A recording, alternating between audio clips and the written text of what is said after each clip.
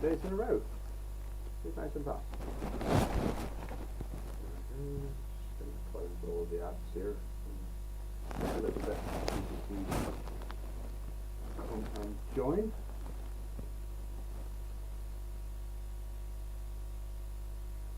So let's see. Bang, bang, right. Oh, my buckets are full. Imagine that. It's starting up out on the neck.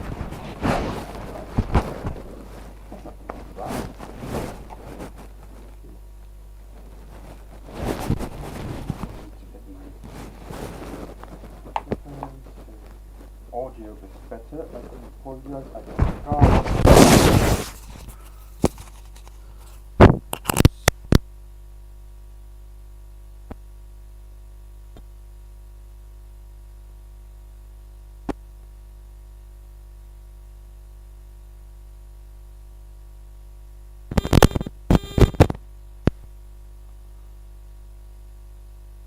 sorry. You in a bunker? There you go. That should be better. I'm not in a bunker, no. I am in my basement.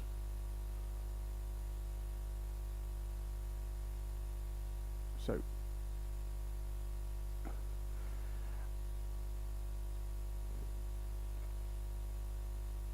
no, the basement here. Gonna do a few salt and pepper grinders and a few of these bases. Just to have something to stand in, and this is the grinder I'm gonna do.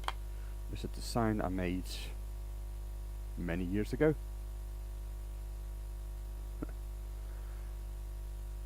So yeah, so we're gonna make 4 of those.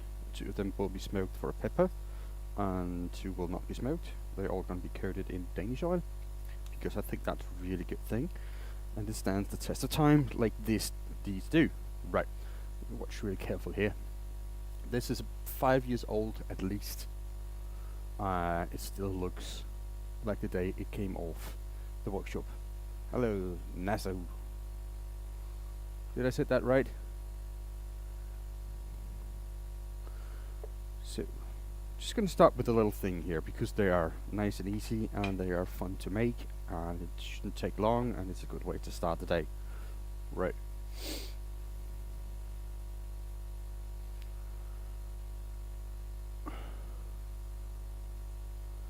So yeah. Right. How is everybody doing today? Hope you all are well.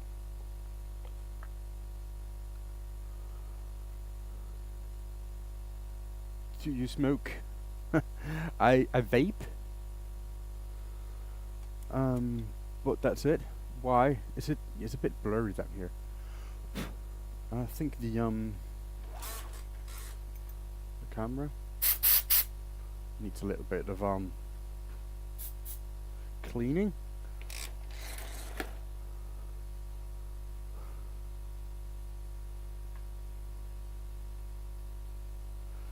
Alright, so let me get the drill, get the camera in place, so we can see what's gonna happen. Right, so we can do this. It looks like here I have too much material here. I'm just gonna turn the thing away that I'm not gonna need, and this is off center, so great. What is really. So let's just take a chuck. I think this chuck will do fine. Might as well take the other one because we have the opportunity. So that is like medicine. Yeah, no, I no, I don't believe vaping is anything better than smoking. It's just, instead of smoking, it doesn't smell as bad, and there's no fire hazard. Hello, bird.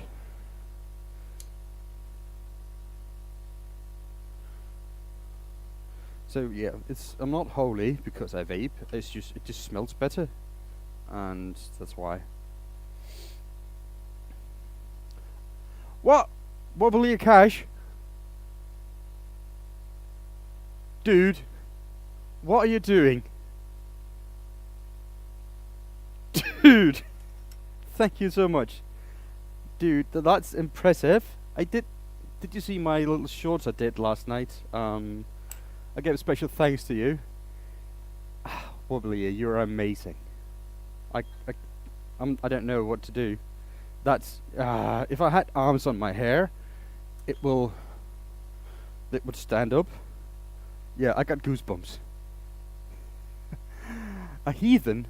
I don't have any faith. I don't believe in any god or deity. So, if that's what you call a heathen, yes, I am.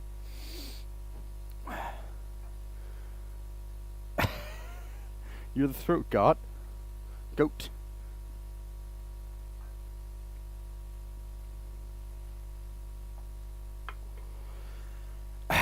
Wobbly. That's amazing, dude. Wow. I'm shaking again now. Dude. Thank you so much. Is there anything you want me to do, any projects you want me to do just for entertainment or anything? Let me know and I will do that, right?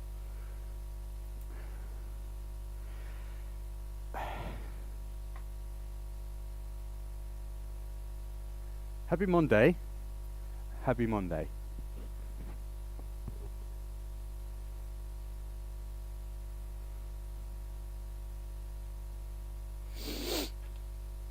You are an amazing person. Unfortunately, I suppose I'm also a heathen.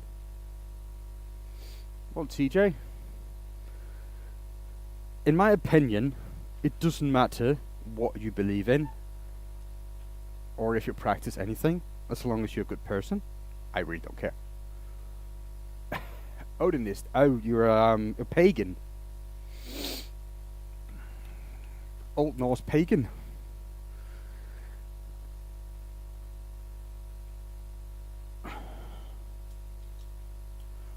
Where are you streaming from? So I'm streaming from Denmark.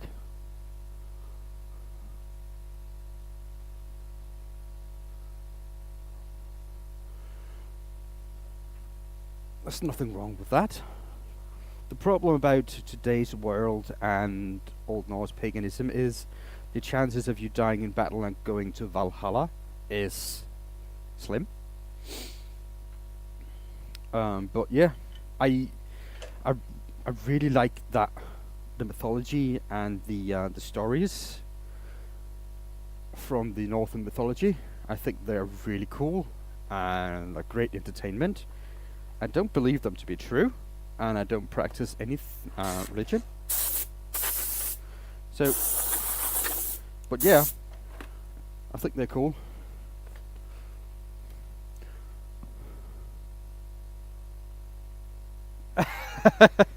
You haven't seen that come.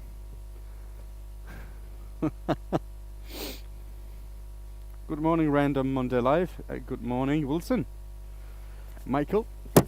Yeah, I need to make these salt and pepper grinders for my father-in-law's boss.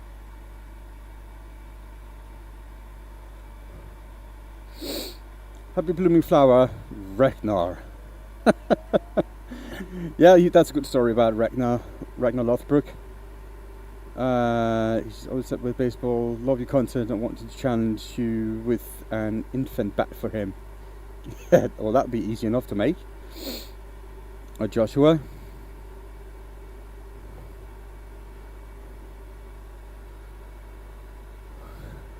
Isa over on TikTok say I don't have a Danish accent. Well, I blame video games. I've been playing too many video games. I can have a Danish accent, there's nothing wrong with that. I just think it's awful. I don't like the sound of it. So I just try to speak the way I think it's better for me.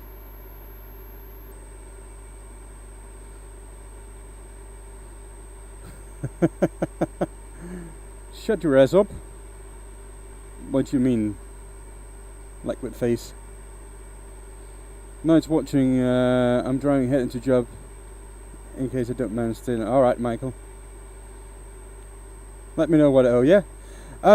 You don't owe me anything unless you want me to ship it. If you want me to ship it, that would be shipping fees, of course. And that's it. For something small and fun like that, you know, it's not going to be an issue. We can just do that for fun. But if you want to ship, there's a shipping fee, of course.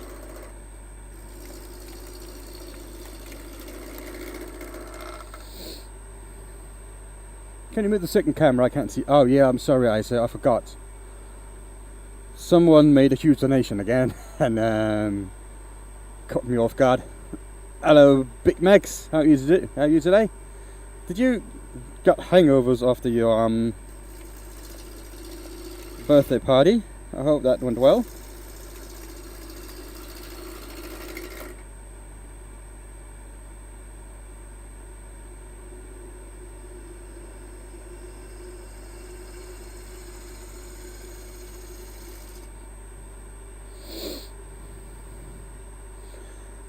Yeah, you can do that, Joshua. You can just head over to my Discord. The link is in the bio on my channel. Or if it's possible, Michael could probably drop my email, and we can just take it from there.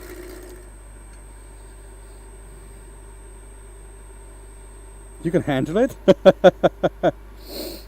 You're doing hobby or work, ISO.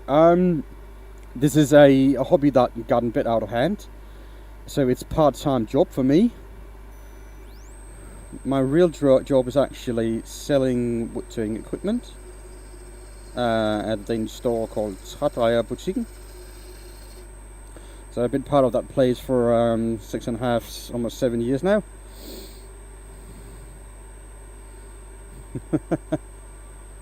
How did you learn, Ed? I'm self-taught actually. So it's just watching some YouTube videos, making mistakes, and trying to learn from the mistakes and move on from there. I've been turning for 8 or 9 years now.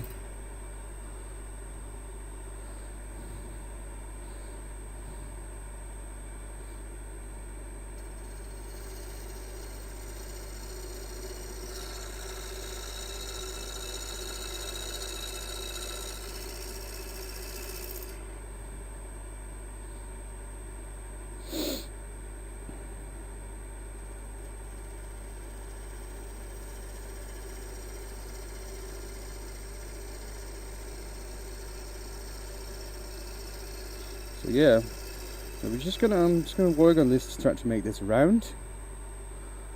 I started as well. It's really difficult for me to choose the wood I'm using. Where I get my wood from? It depends on what it is really. I have a few suppliers. One is of course being Woodturning.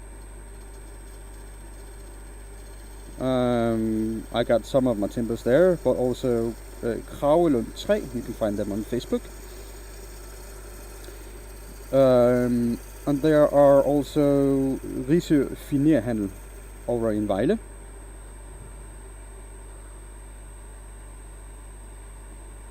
Yes, Woodturning, yes, a Kravelund.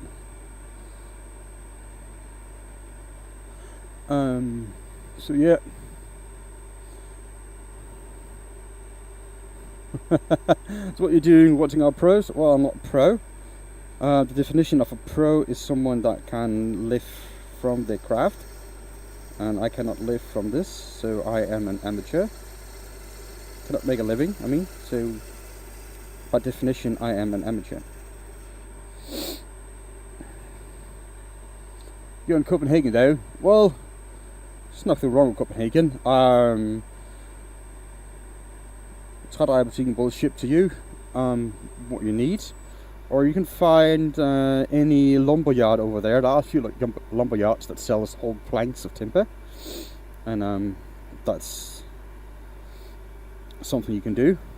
So let's see, 85 mil. I need to make a recess. So let's go 86.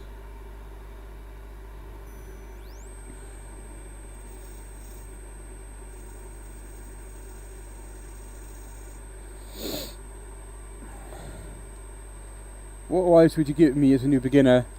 Find a club and learn a little bit from there, or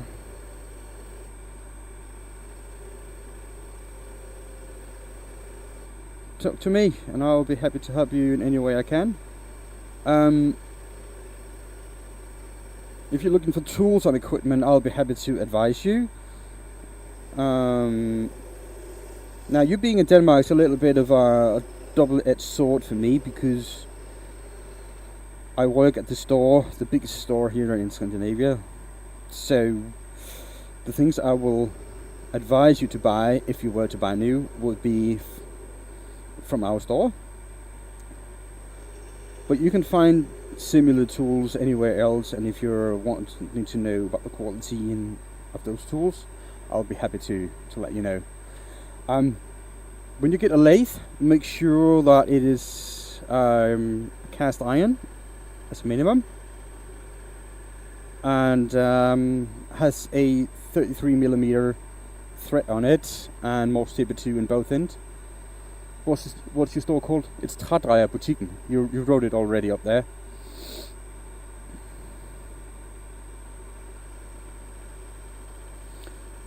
So if you ever are in the area of Odense, feel free to drop by.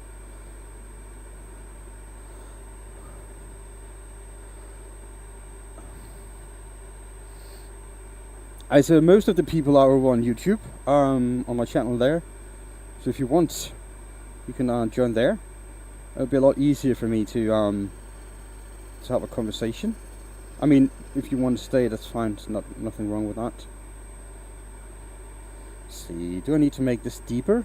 Probably do.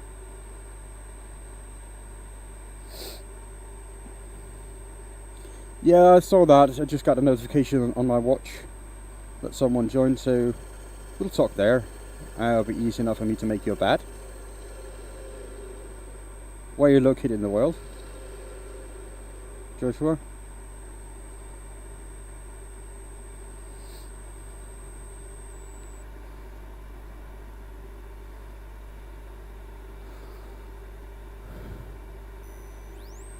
Hello, Nikolai. Welcome in.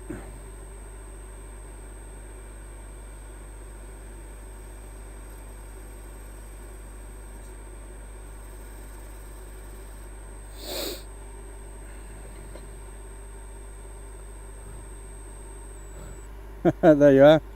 Oklahoma, as of now. Joshua, you should talk a little bit with Big Max, actually. He is in the States as well, and I believe he's capable of making a bat for you. I will do that, but it's going to be shipped half across the world instead of internally in the US.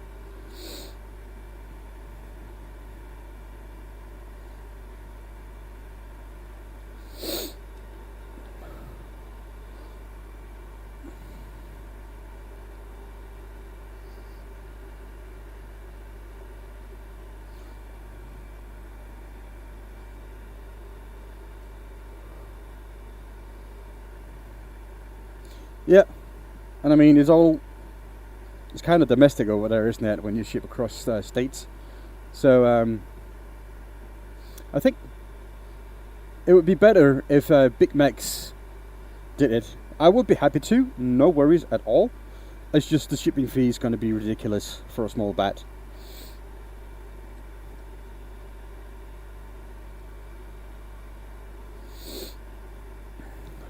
I just think your content and want to support you. Well, thank you for that. I appreciate it.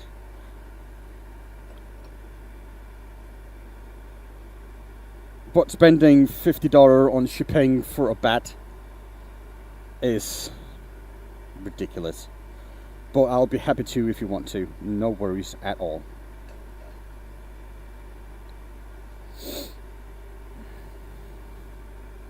Alright, let me just make sure that it's nice and tight here.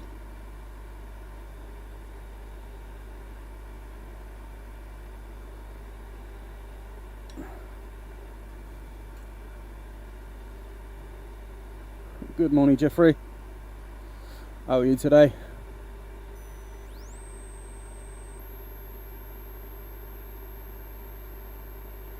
Joshua, I really appreciate it. And of course, I'll be happy to help you.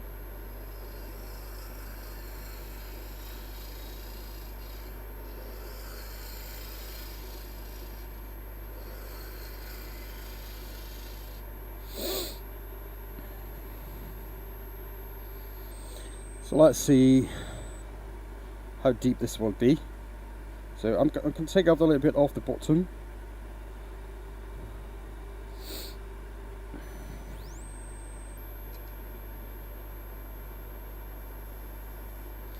Something like that. Right, I'm going to take that off the bottom when I'm done hollowing. How's my day going? My day is going really good. It's starting out really well, I must say.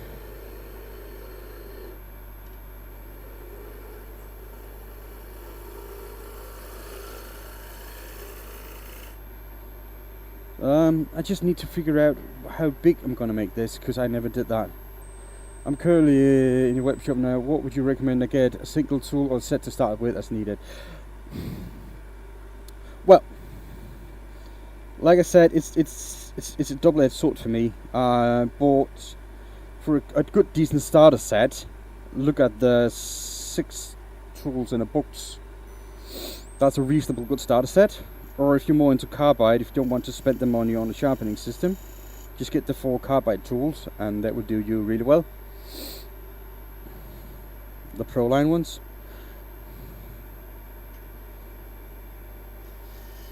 It also depends how much money you want to make, because the Pro Line M2 Cryo Harden is really good quality, but you still need a sharpening system, and that will set you back 3,000 at least for a sharpening system.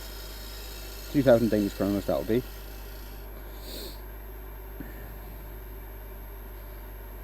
Kind of wood, seems dense. This is oak.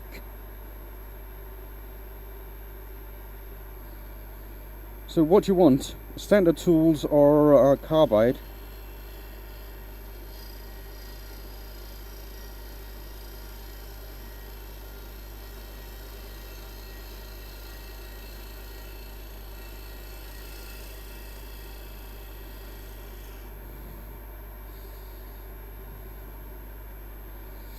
Or even better would be actually if you just tomorrow call the shop, and I'll be happy to talk to you and take you through that process.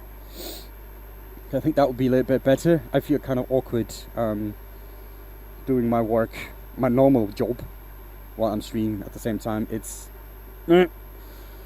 just because you're in Denmark, it's a bit awkward for me.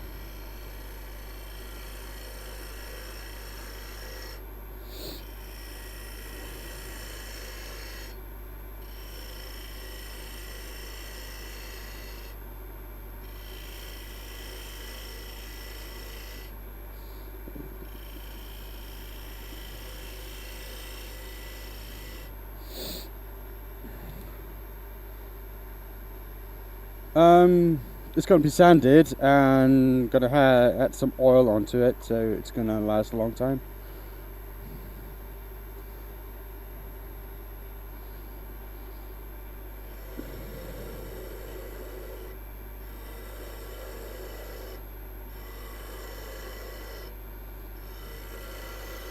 Now, this is a shape of ball I would not recommend any new beginners to make, because the straight sides and the flat bottom is a little bit awkward to make.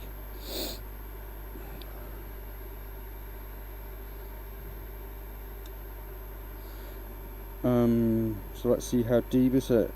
It's 9 millimeters.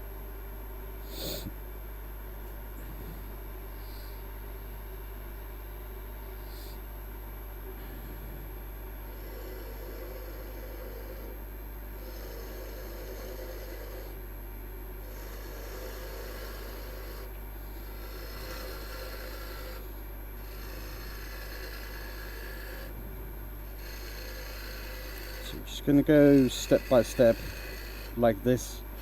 Since it's going to be flat,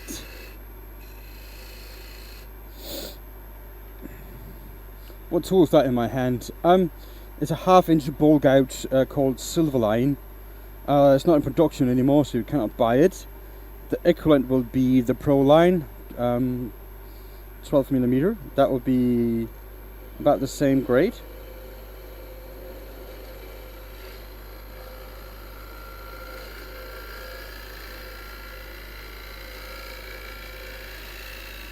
Now, when you get close to the edge, stop and don't go, because you'll get a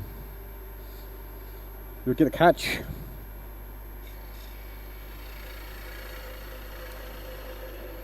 So I just need to make sure that the bottom is flat, because I drilled the hole at the beginning for the worm screw. And there's a little bit of point there, what I like to call the nibble.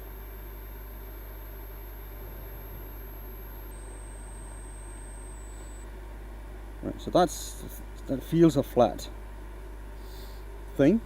And now at the corner, if I just go like this, when I get to the side here, all the way in the corner, I will get a catch, because, right, cutting with your tool, this is the tool rest my finger. That point here, if you take that to the tip, that's where it's supported. If I start cutting with a place that's not supported, the tool will start tilting. And the more it tilts, the further it pulls into the timber. And that's a catch, that's how it happens. So you cut with a part of the tool that's not supported by the tool rest. And you will get a catch really easy. So that's why when you get to a corner, you stop just before and you start working towards it from both sides slowly. That way you can get a good crisp corner. The best wood for making a ball is the wood you have. That's it. There's nothing that's better than other. Even though I prefer ash and maple, because it cuts really well and it's nice to work with.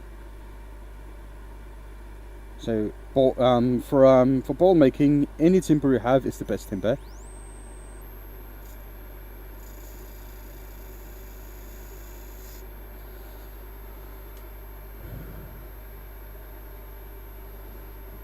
No worries, that's why I'm here, to answer your questions and help new wood turners out there. Nobody is an expert, not even me.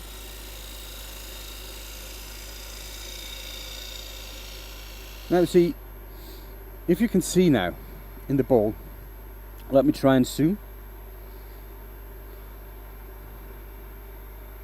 Right.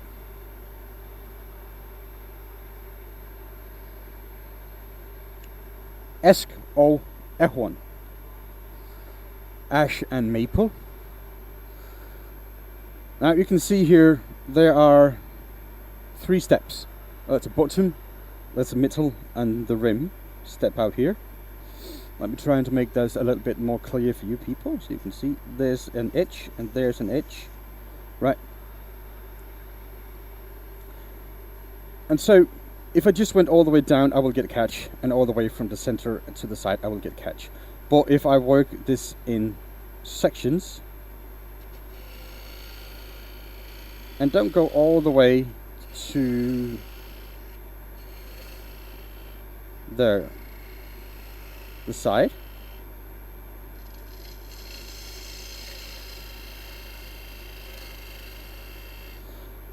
so because I'm working at section like this, I only cut with a small part of the tool which is supported, and the tool will not get a catch because I can manage it and hold it.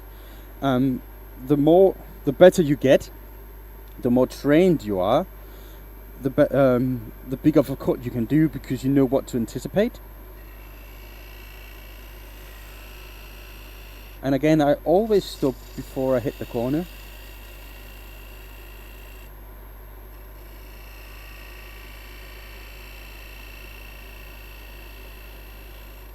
And the last bit, we're going to stop the lathe now and have a look.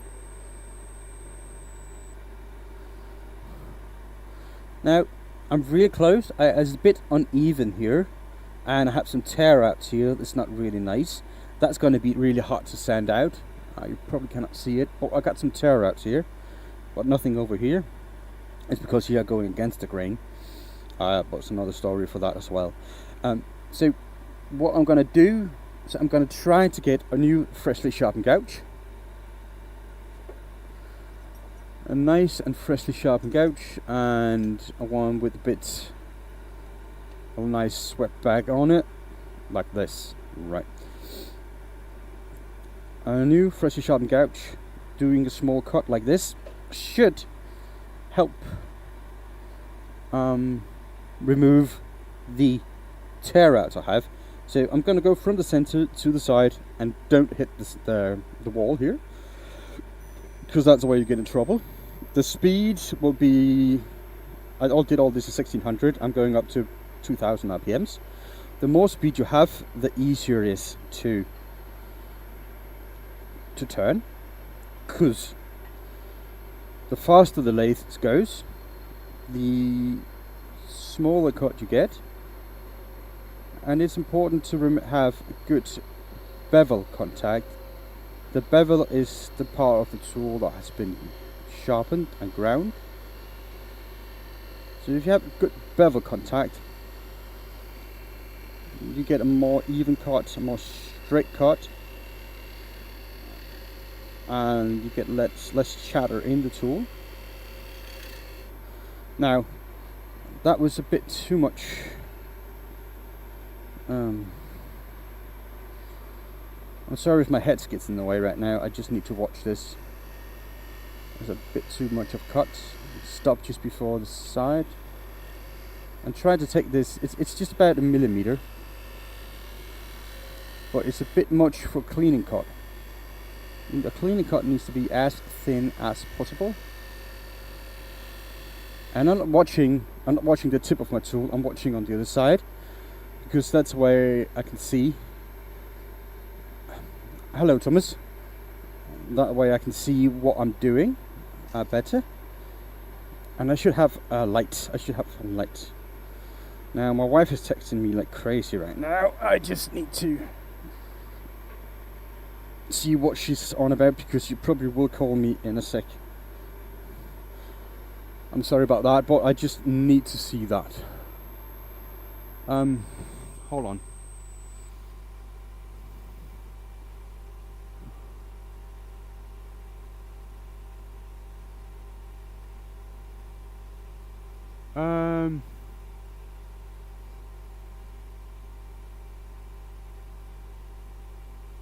Right.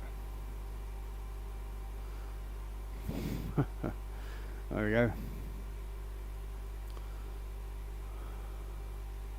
Right, sorry about that. I just needed to answer my wife, happy wife, happy life. So, now I had a lot better surface here after I did that cleaning cut. It's really just nice and smooth, and the sanding on this is going to be minimal. I could start out with 240 and just be done with that.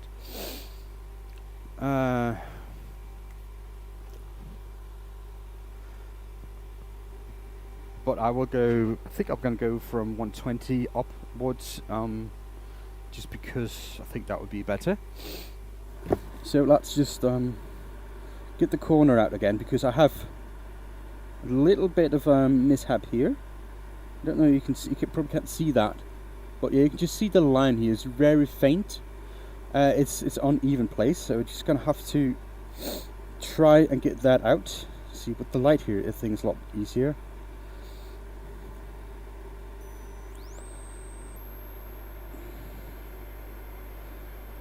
So if you're not sure what to do with the tool, you always start by putting the heel on the timber and just start pulling your handle towards yourself in a case like this until you get a flat contact or start cutting. So you go like heel in, and then you tip tool until you get the cutting edge, and just move it across nice and slowly.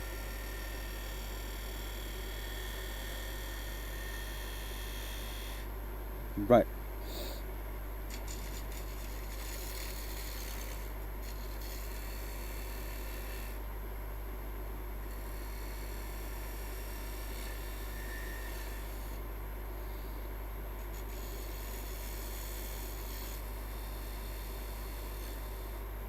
Now that's how you make a perfect corner. And there's no rushing stuff like that. You have to take it slow and go easy.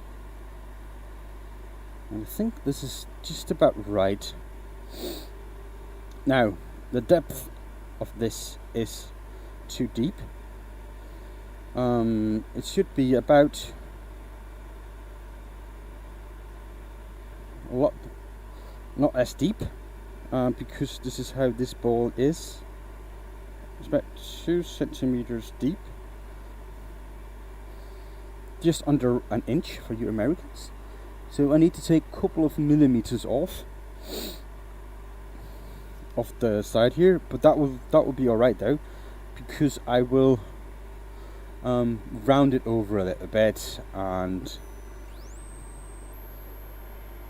just do some nice little pull cut. When you do pull cuts for cleaning like this, you have to take it slowly, because this is not the best cutting you will get, but you'll get fine shavings like this. This is like paper thin. It's not the best cutting, so you can end up with a rough surface. So just take it slowly, and you should not do pull cuts across grains like this. You should only do that out in grain. Otherwise you will get a bad cut, bad surface that needs a lot of sanding.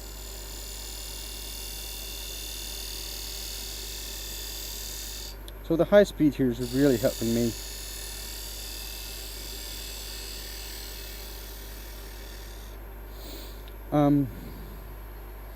Let me get the camera a little bit out.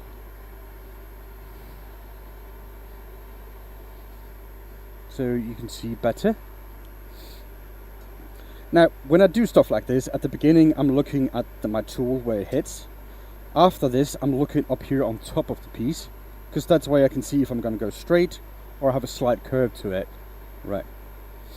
So that's how you know you're making a straight cut, by looking on the top of the workpiece, not at the tool. And you can make your adjustments based on that.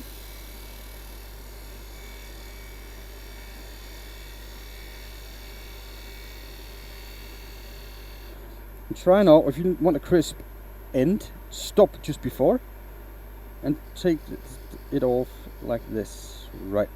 Because if you go over, there's a big chance of you getting torn grain, and if you're going to need that edge, you will be in trouble.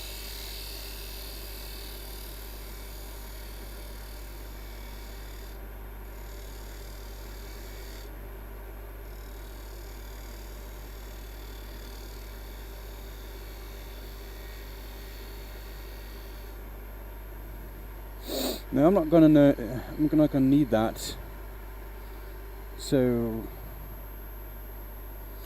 now I had issues here. It felt like something was wrong, and it definitely were, because it's not an even surface. So I'm gonna have to try and do that. I'm gonna do that with a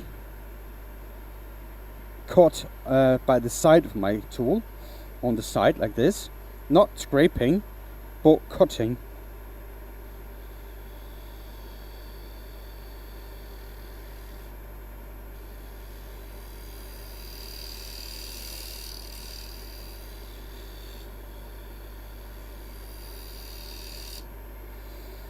Now, it's not going to leave the best of surfaces, but it's really helpful to get a nice even surface. Now, this is not too bad. I've seen a lot worse in my time, so I'm happy with that. Now, I need to pay extra attention in here at the inside edge, because that's where sanding is going to be really difficult, and I need to just refine that a little bit more. So I'm just going to go, if I'm going in front of camera, I do apologize, but I have to do something about this.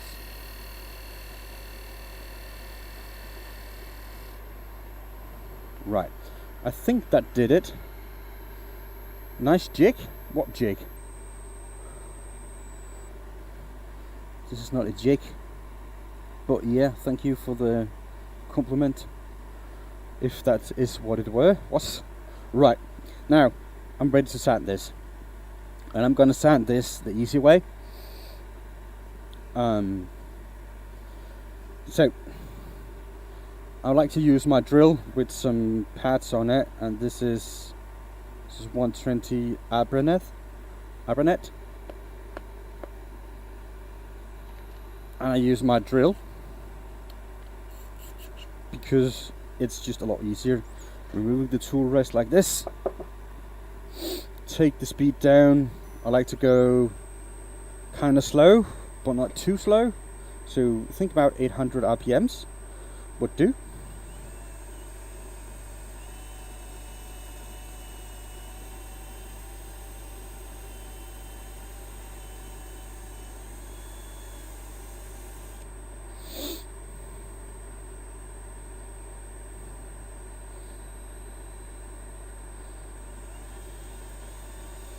Now the center always need a bit of extra attention. Right, and this feels nice. Now this little pad here is feeling like it's seen better days, so I'm just trying another one. I need to replace them all.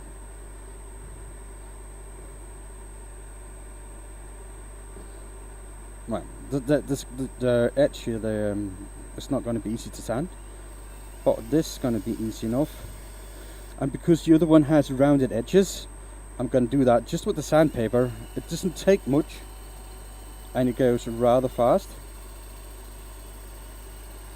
And do it like this will make sure that you're not getting in trouble with a gouge. Especially for a new turner, just rounding the edge out with a gouge like that is sometimes where you get in trouble, because you just a little bit, I just need to, and bam, you got a catch, and your project is ruined. So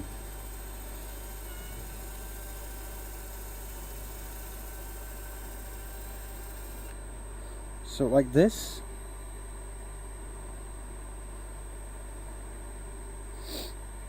So this side here is hard to do with the drill, so I'm just going to do that with sandpaper in my hand. I like to roll my sandpaper up like this for stuff like this, so gets a nice hard like a pad to use, and I can just unroll it whenever I need a fresh bit.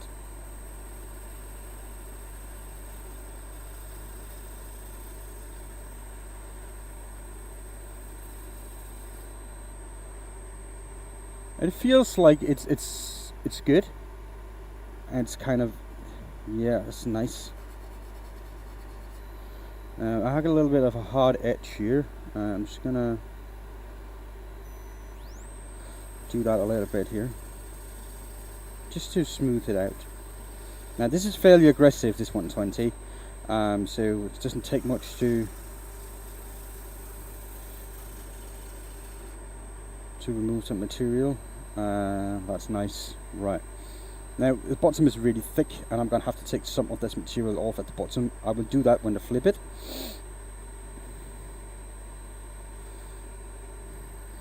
So I need to find my 180. That's 240 and 240. I probably just need to reach over here and see if I can find a 180 bit.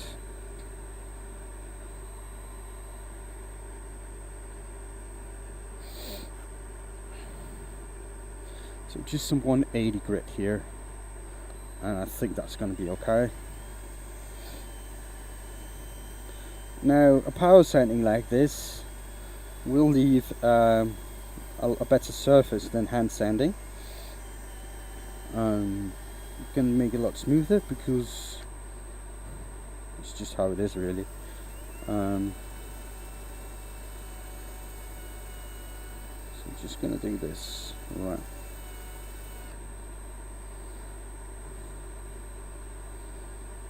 I'm just going to do the same thing with the sandpaper. Right up. So this is just a 180.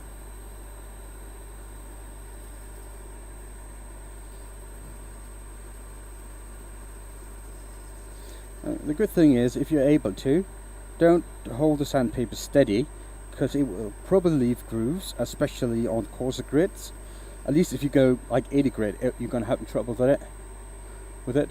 Jenny, yes, I can sell them.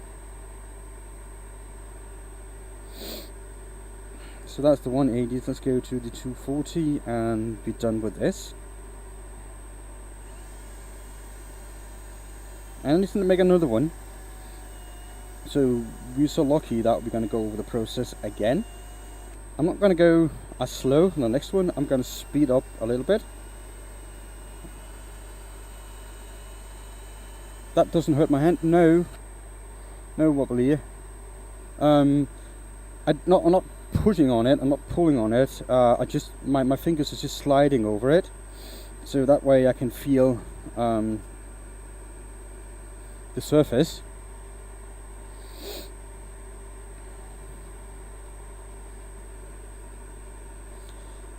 It's just a feeling the surface, and this is so thick and the lathe is going rather slow, so the heat buildup is not too bad. Also, it helps with the skin. You get nice smooth skin for this. Weeks ago, can't wait to get it. Sick of my dust in my eyes and hair. Hello, Squabbish. How are you today? Oh, you ordered a helmet just exactly like mine. That's nice. I hope you like it. Did you at least get some extra filters at the same time and an extra visor?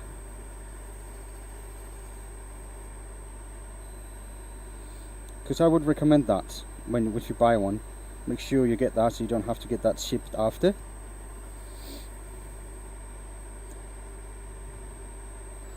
Then back to spinning. I want to try this ball you're making.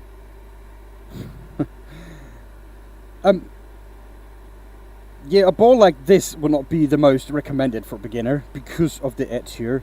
Most of you will get in trouble at some point trying to do that, but it's a good learning experience. I would recommend a ball that's more rounded. Oh, that's good, Squibbish. I think you're going to be well happy with that. Right, so this is not too bad. Right. That's good. Right. I need to remove some of the materials here at the bottom. I will do that later because I don't want to change over my my chokes and everything. You love a challenge. That's good. Okay.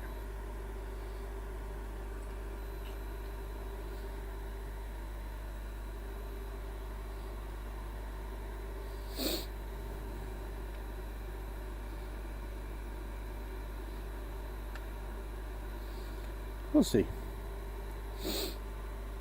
Alright, that's roughly the center of this and my drill, my trusty drill.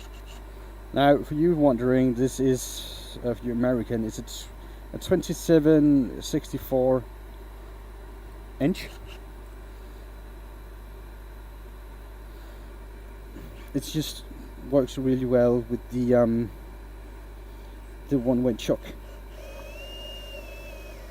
Oh, there you go.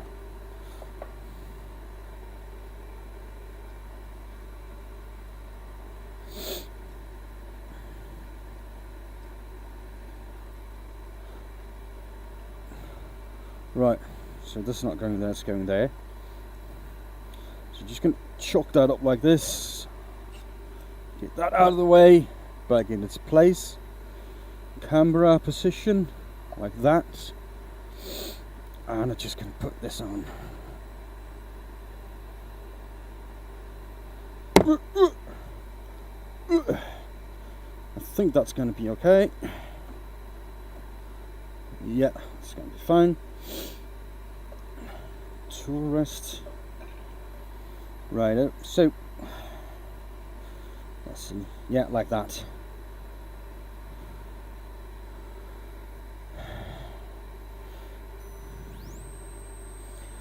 I'm going to start with some pull cords here again, and just to flatten this surface a little bit.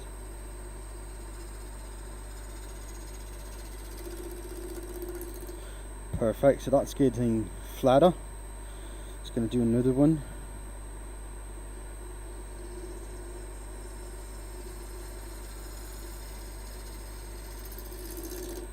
Right. Now I'm just going to start taking out the corners. I like to work from the back side like this. Too much out of balance, so not too much speed. It's going to go just a little bit slower. And for you that want to be about 1000 RPMs.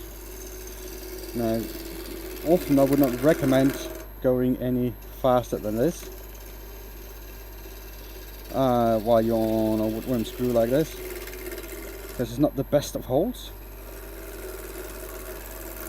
And also be careful with the extending the tool over the tool rest like this.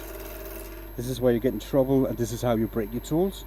So just take it easy and know the risk of doing that, because the tool's not supposed to go more over than like an inch, maybe. If you overextend it more than that, you'll put a lot of strain on the tool, and the chance of it breaking is really high. So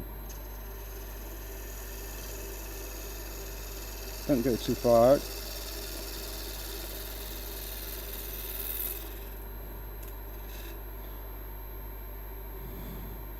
Pro loves wood.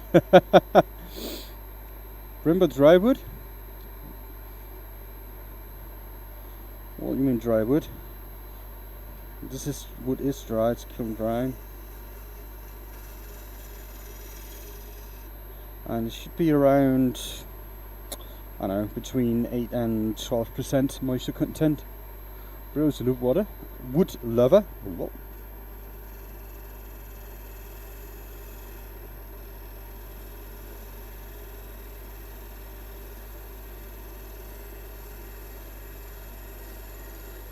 Just gonna go kind of slow. It's not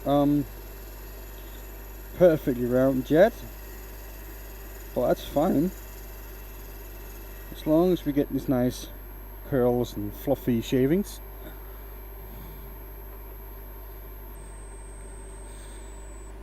We're good.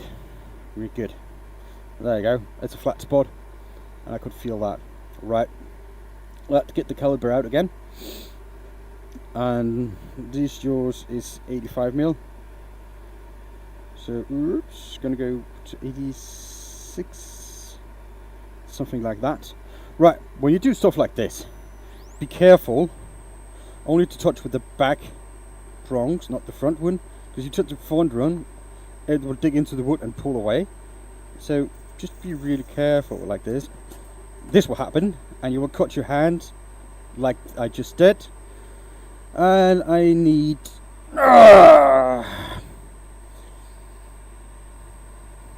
I just need something to my hand. Just give me a second. I'll have to work with a glove from now. And yes, I did cut my hand. Right, nothing too bad. Let's just get a bandage on there. And we keep on. Yeah. Right. So let's just get this back.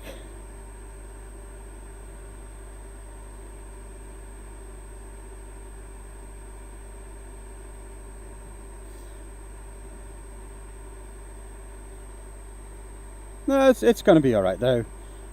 It's going to be alright.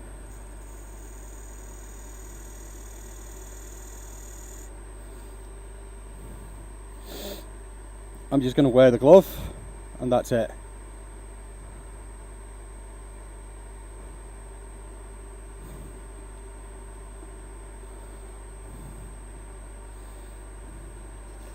I'm just going to keep going.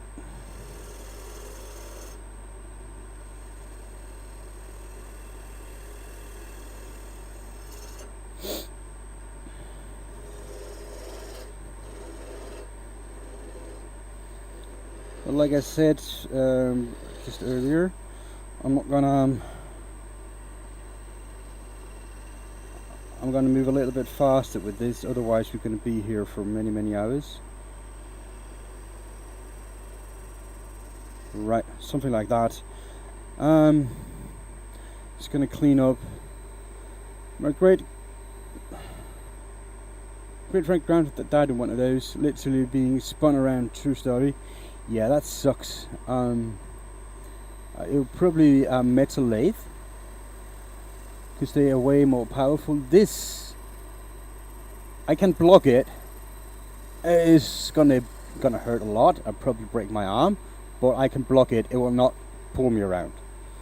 This doesn't got enough torque to do that. So this is not going to be that powerful, hopefully.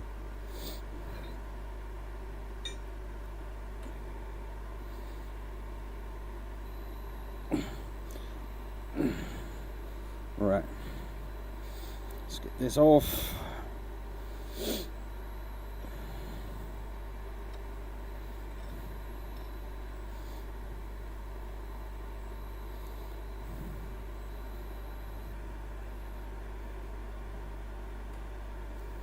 So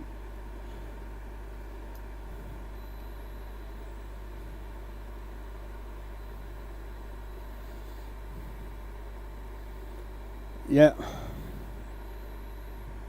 a metal lathe is where you get in big trouble, that's for sure, like the big industrial ones. These are, of course, mine is powerful. It's a 3 horsepower motor, but it's only 230 volts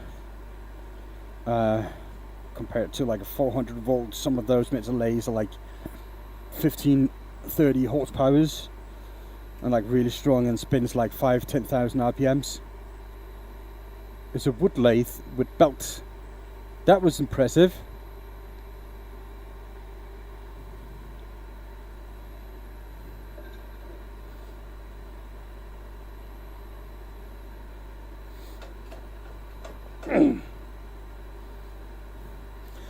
Oh, I was going to ask if you ever hurt yourself using the lathe, and bam, then cut hand. Yep, I've been hurt before, and this is not the last time. It's going to happen again and again. It's just part of it.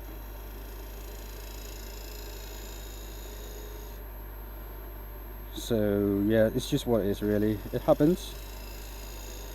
And my hand hurts right now, and I probably need to change that bandage at some point. But for now, we're just going to keep working and see how it goes.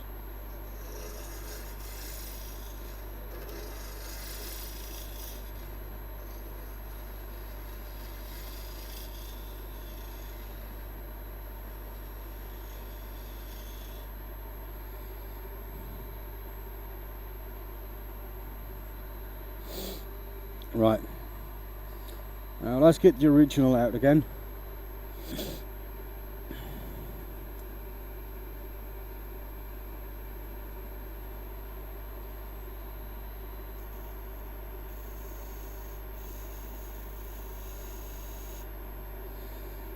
Now you would think I've learnt my lessons.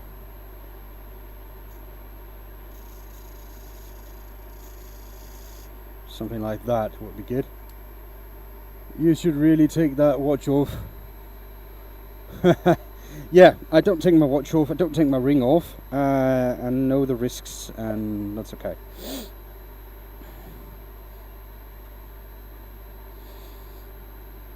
But yeah, accidents happens. But the watch is hold on with 2 small metal pins up here. If this ever get cut in the lathe thingy, it would just been gonna be flung off, right? Really.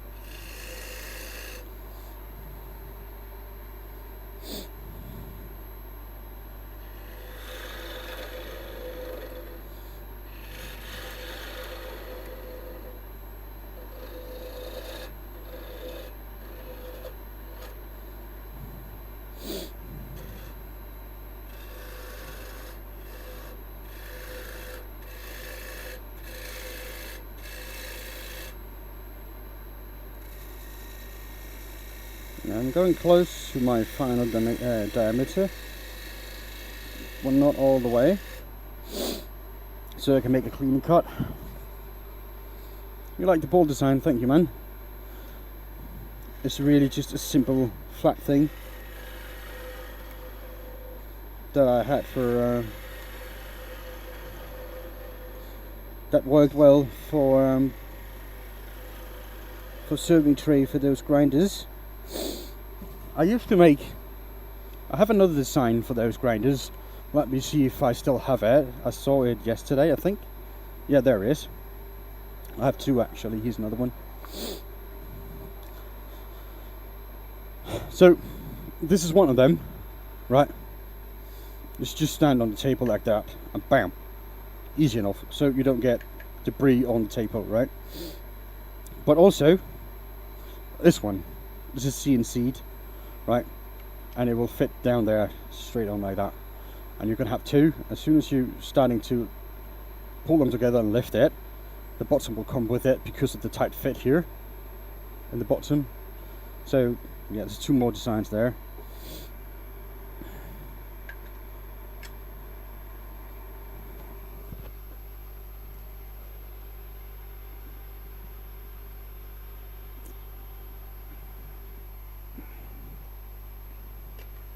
Right, let's get back on it.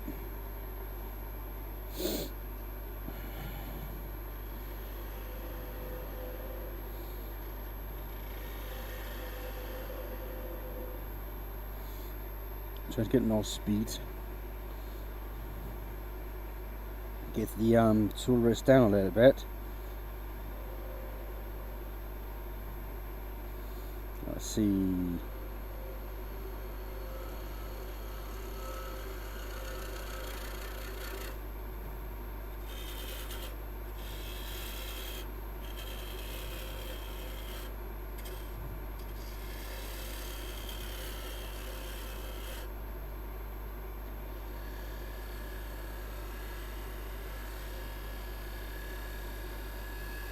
Going close to the edge, not going out all the way, and just stopping just before.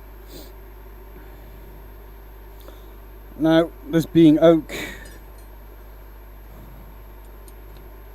I am from Denmark, Jenny.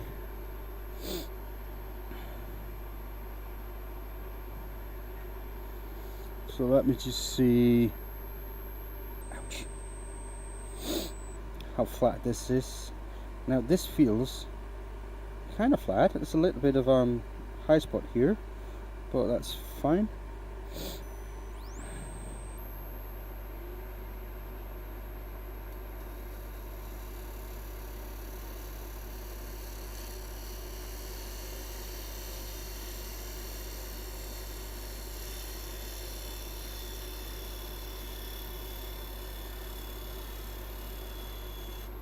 And stop like that.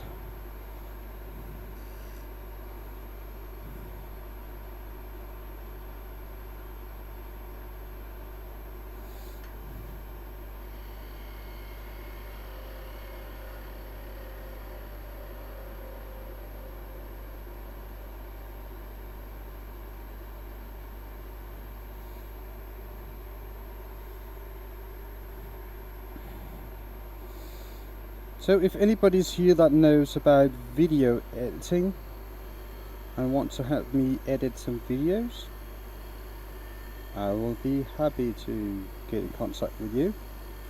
I'm really looking for someone. Of course I will pay you. Mind you,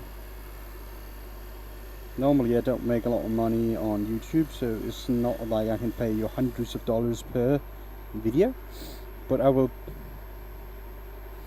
pay you what I can. I don't sound very Danish. Well, I can sound Danish if you want it. I just don't like the Danish accent.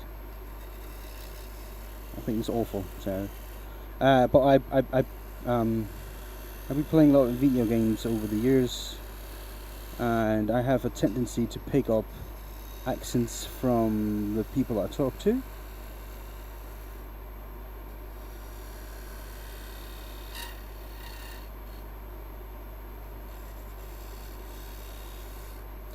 So yeah, just get that really nice and cozy. There you go. I think that's about right. Let me just see.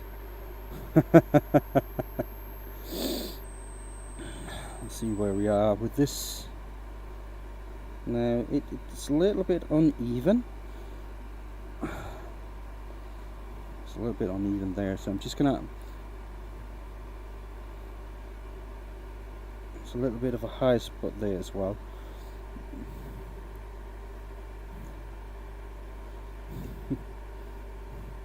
Til finish, ikke også? Ja, nemlig.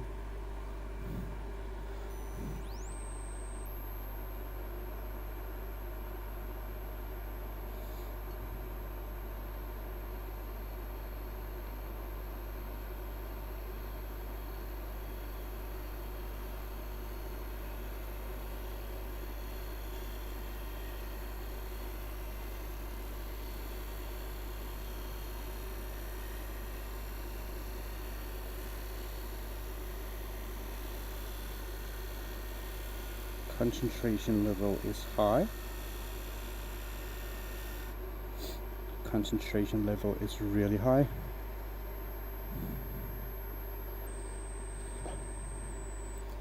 Nazu, official, hello.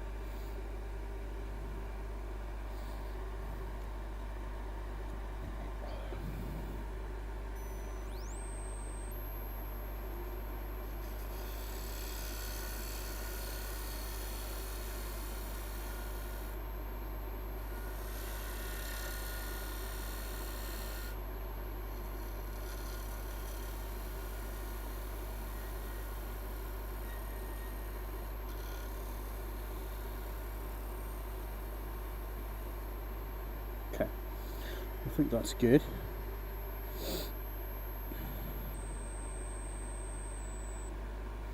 I think I got that pretty well. And the edge in there is nice. So, right, let's get the other side. You wouldn't like mine. I grew up in West Virginia, but I love my accent. But I don't understand how. You also want to become a woodworker? Well, Jenny, all accents are great in their own way. I just don't like the Danish ones when I speak English. So I think that's just bad. But you know, we had a lot of different dialects here in Denmark. What you would call accent.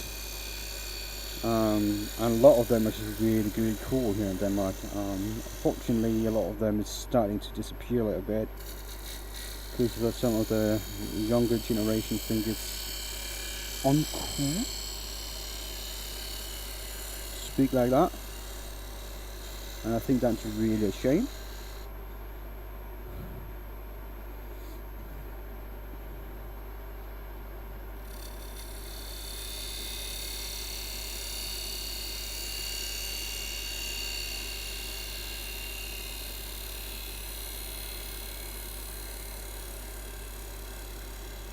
So wherever your accent is, American accents or whatever, I think it's cool. When the Germans speak English, I think that sounds really nice. The Norwegian and Swedish, when they speak English, it's, for me, weird. Nazu, what do you mean of becoming a woodworker, a woodturner, or a general woodworker? Because there's a bit of difference there.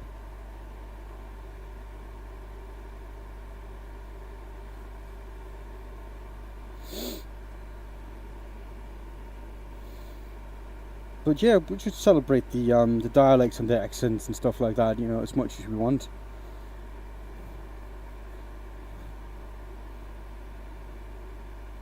My boss, for instance, when he speaks English, he has a really heavy Danish accent, and I think it's so unprofessional.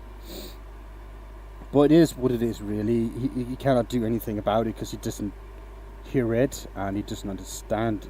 Well, he does understand it, but he doesn't think it's a problem. It's just the way he speaks.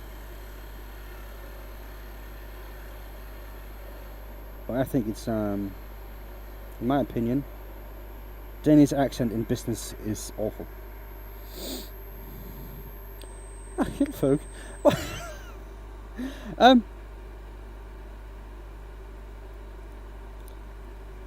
I don't know. A lot of the like you see in the movies, and I only been to Texas once. So whatever you see in the movies and all that, the hillbilly accent or whatever, I think it's just really cool and it's really fun. And in my opinion, there's nothing wrong with that at all.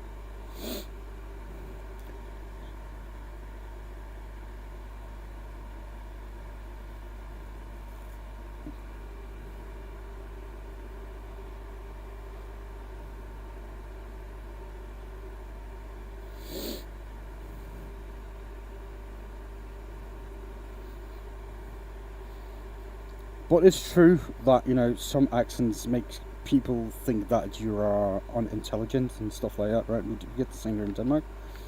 So if you speak like a really heavy farmer accent or whatever, don't get taking that serious. So in some cases it's not preferred, but in my opinion it's really nice, because whenever I speak with someone from different parts of Denmark, I for some reason, and I don't know why, I just start using their dialect. So basically I can speak just about any dialect in Denmark. I cannot do that on Will, only a few of them, but I think it's just fun and nice and awesome, right? And the same happens when I'm talking English with people, right? So if I speak with someone from Britain, I get a heavy British accent. The same with the Americans and all that. And it's just fun. And for some reason, the way I speak right now is just what I like default go to when I don't have anybody to talk to. Well, I got you people, but you're not answering in words. The ones that just are the ones you don't want to be around. Oh, that's true. But the thing is, I know that you're not supposed to judge someone, but you just do that without thinking, right? It's like when you meet someone for the first time, right? That first impression, the first 1.5 second, is so important, and it's just ridiculous. But it is what it is, really. There's nothing you can do about that.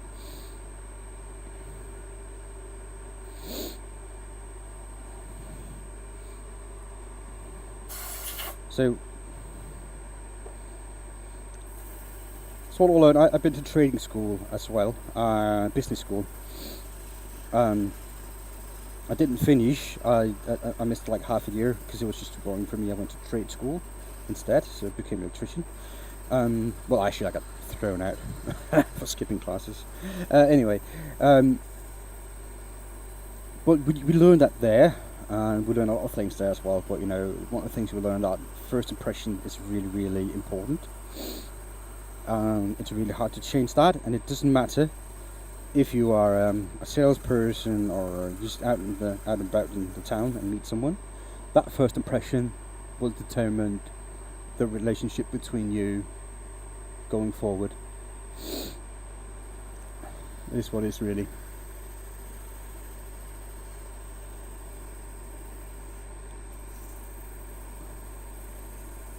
So, like me, I'm a salesperson, right? I stand in the shop and I meet a lot of people all the time. And that first impression is really, really hard to change. So you have to groom yourself, like, and maintain an appearance. And when I see it's an elderly couple coming into the shop, I'll make sure I have long sleeves on, so to cover my tattoos. To have that pulled down, unless it's summer, there's nothing you do about that. It's really hot. But if it's possible, I try to cover up my tattoos. If there's someone I know, it's not a problem. But if for elderly people especially, it's I just try to cover them as a courtesy.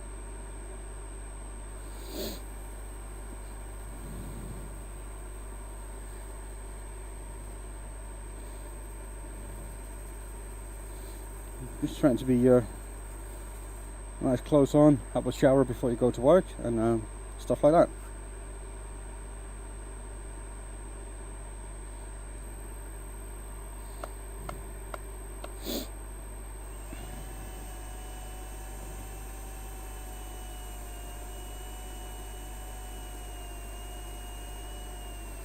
It's like Big Macs. If I met you in a dark alley, I would be scared, right? And I don't know you that well right now, but you know, just by looking at you, you would scare me if I met you in a dark alley. It's just how it is, really. You're a big dude, you got a beard, you're bald. I know you're like a nice person, of course, but it's just what it is, really.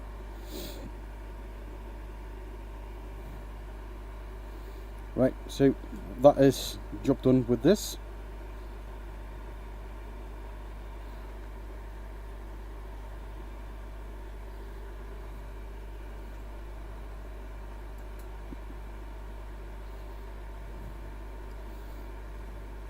But if I met you at a barbecue, like your birthday party, it would be different.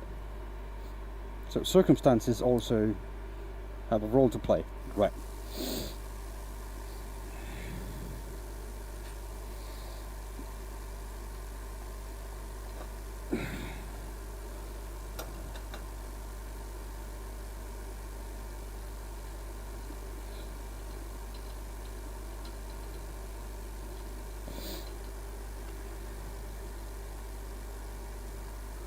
I make friends that easier and less problems.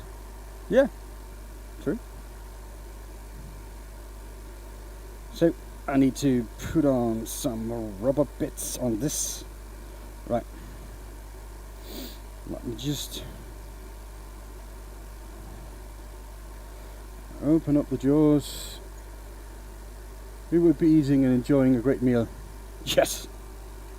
That would be that brisket you talked about. I never saw it, but damn, I would like to taste it one day. We don't have barbecues like that here in Denmark. It's not really common to make stuff like that.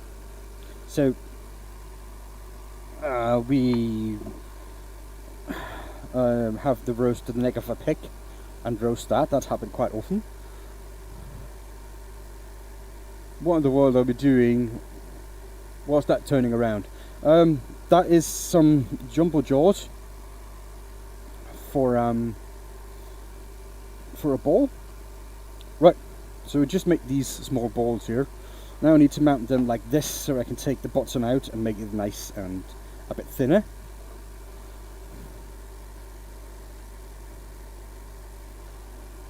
So I just need to help this up and just see where about we are.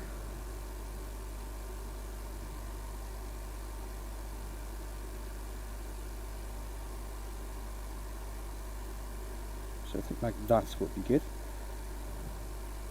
Let's see. Now this is a really great tool to have if you're a ball turner. Your brisket are competitive. Is there a market for balls? Yes and no. It depends, really. It's really difficult to sell a ball, but if you sell a ball like this for a holder for salt and pepper grinders, then there are a market for them. If you make them into a water sink, right, a basin for water, alright, that's cool, that's good. Then there are also a market for that, but a straight up ball is really difficult to sell.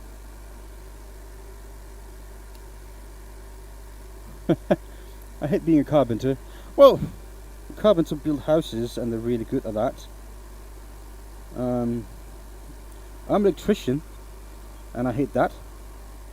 So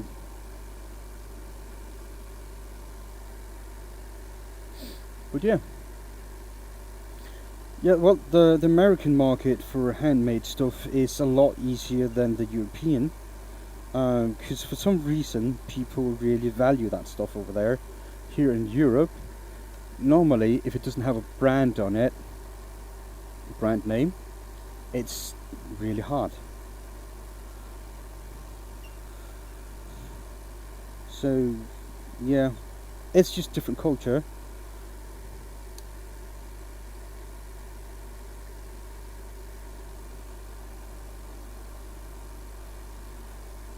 Or sold in a big store, because you can go to the markets, right, and trying to sell your stuff there, and nobody would and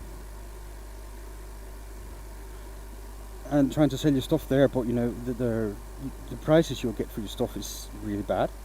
For instance, if I were to make money off balls like this, I would have to sell them close to $100 US.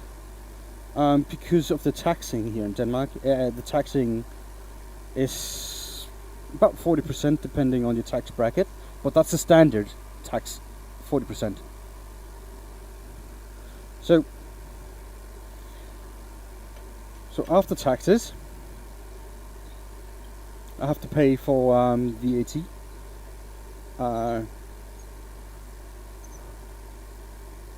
Turfaring UN. Welcome in, man. So that's an issue, and I am competing as a professional woodturner, if I were to call myself that. I'm competing with Mr. and Mrs. Anderson, who just want to sell some stuff to pay for more tools and materials. It doesn't pay taxes because it's what they do. Is this a meth lab? No, it's not a meth lab.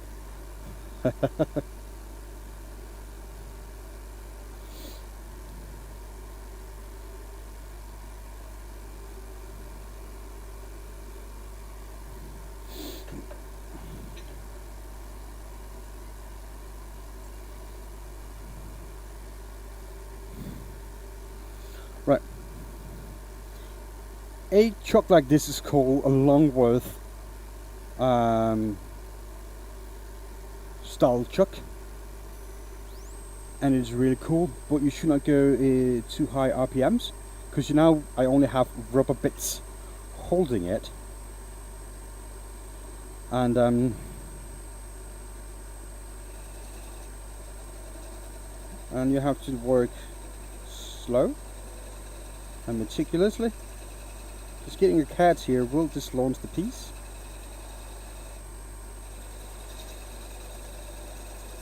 And make it fly off, and it could damage it.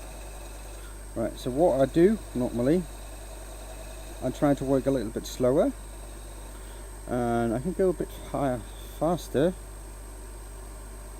We shouldn't go about 1200 RPM. Press at moments, that's a wild assumption.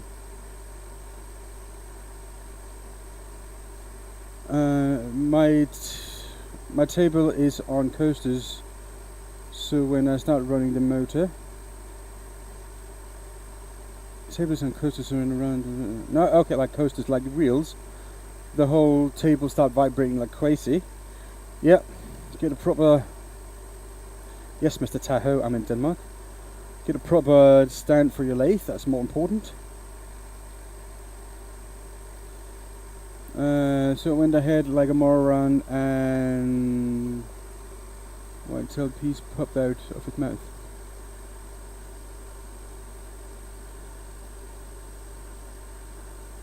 And why the tail piece popped out of its mouth? I understand that. It's strange that people turn Christians. You Democrat?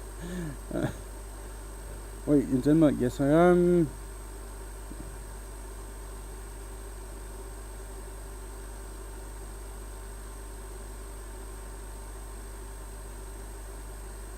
Sense of humor.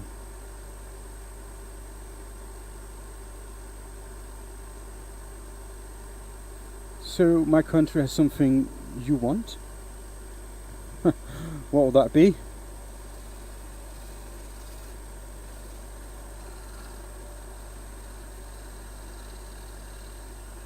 I would say that our country has something, your country has something we want. your market for crafted materials. Also, there's something we don't want. Your political system. If you're American, and I don't like your medical system as well, we got free medical here in Denmark. We pay taxes for that, of course. I think it's a little bit better. But yeah. Oh, hello, Kev. You want Greenland? Well, you actually have military rights to Greenland, so I don't know why you want it. So if you want it for protection, you have the military rights to do. Put up bases there. So I don't know what all that commotion is about.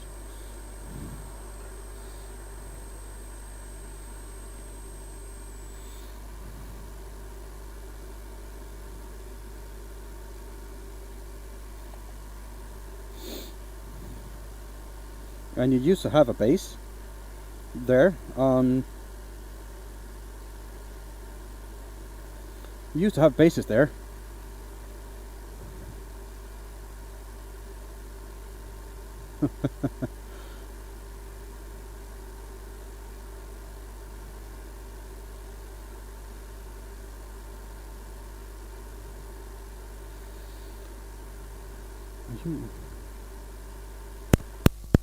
Can you give us the island and we will give you a chunk of Canada? No, we like I cannot give you anything from Greenland, or no Danish government can.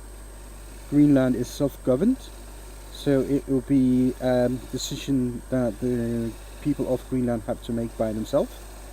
They are part of our kingdom, yes, that's true, but they are self-governed, so they are capable of making their own decisions, and whatever decision they make, we will support.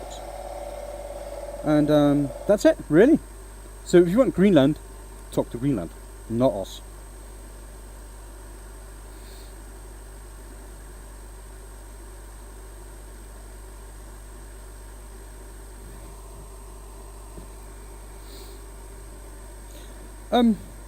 The political systems that you have over there, I don't like it because the majority, like for instance when you elect a president, it's not always by a majority vote. I think that's weird, in my opinion. Other than that, I think majorities should vote. But it is what it is, really. It's your system and you're happy with it, so that's fine. I'm not gonna tell you to change it, because that's your system and that's how you do things. We do things differently, and I think that's good.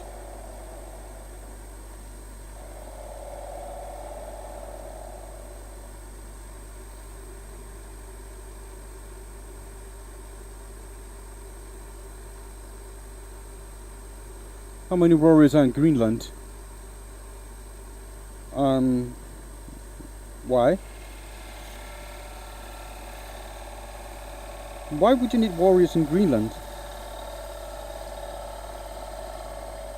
I mean, we have soldiers up there to but that's it.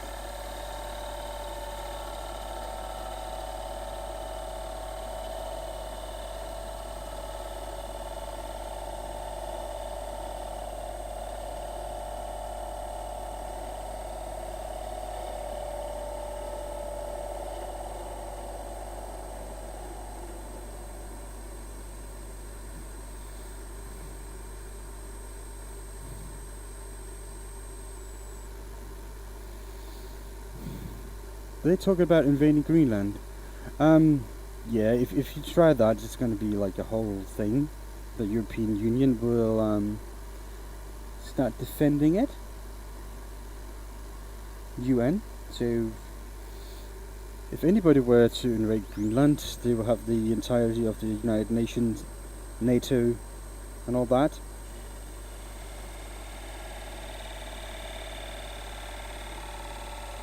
Because that's what we do. But yeah.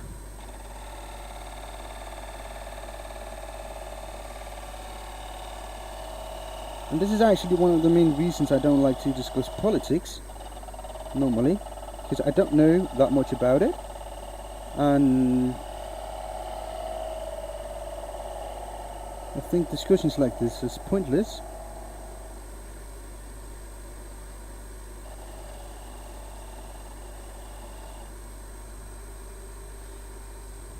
Tomato.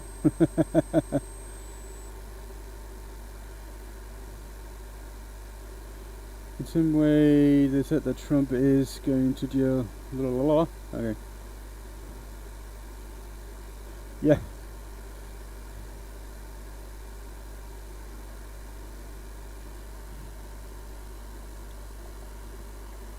I'm just using the gouge here to see that the bottom is a little bit concave, so it sits nice and flat on the sides, which is what it does now. And yep, just going to sand that and be happy with that.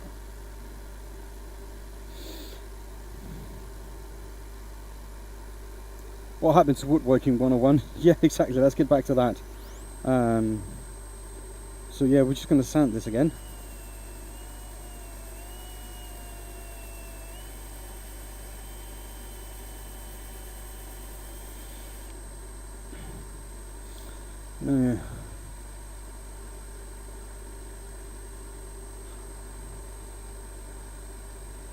What's your current time? My current time is 13:10.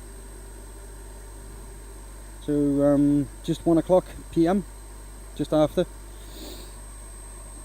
Let me just get another.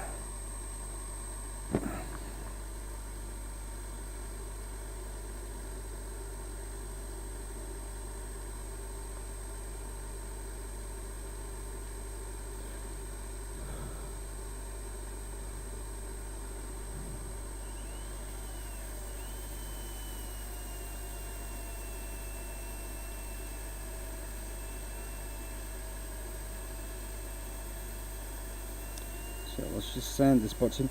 Wait, when you're making a bottom like this, you should make it concave, which means it bows in a little bit, so it sits nice and flush on the rim, on the way around. If you try to make it flat, you will probably end up with something that's a little bit convex, which means it bows out a little bit and will not sit flat on the side.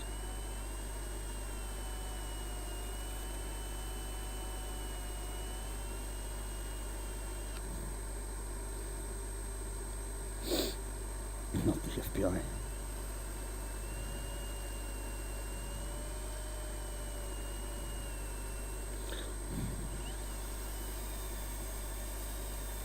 But yeah, so just sand this really nice and easy.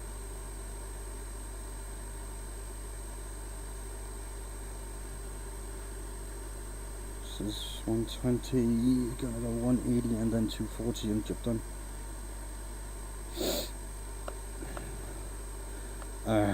Let's still stop the politic talk really, because it's ridiculous and doesn't have to be.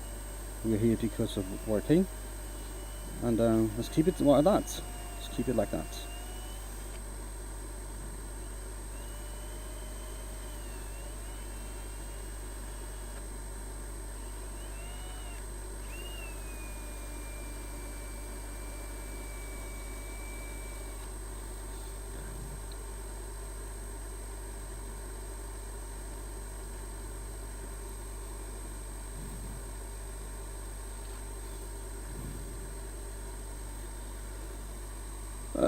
Let's look at a fresh bit of sandpaper. It's stuck in the drawer. Now we're going to 240 and we should be done with this. Right. So that's done, and soon as this is done, make me a mod? Yeah, Big Macs, no worries. I will make you a mod as moderator. There you go. There you go. So now you can exert the power if people are repeating, talking about politics and being dicks. Big Max has my support.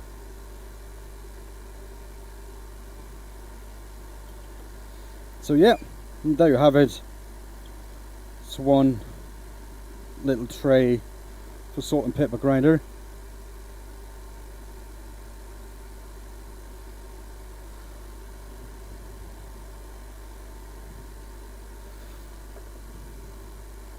So that's one. And I think, well, it's almost the same size as the other one. It's the same wide, but that's it.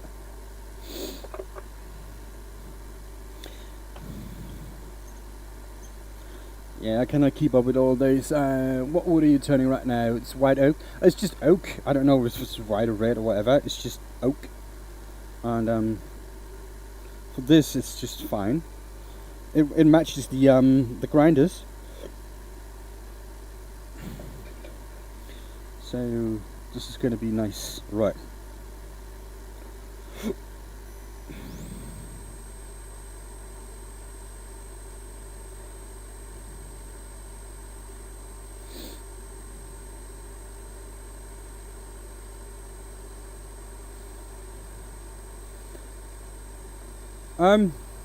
Stop that politic talks right now. This is the last and only warning I will give out. If not, Big Macs will ban you, and the ban is for life. It's not something for 10 minutes. And that's it. Set my piece. No more arguments, no more politics, and we're done with that. So yeah, the oak here. It's really important when you turn stuff like this, and you try to push into the chuck and into the base plate.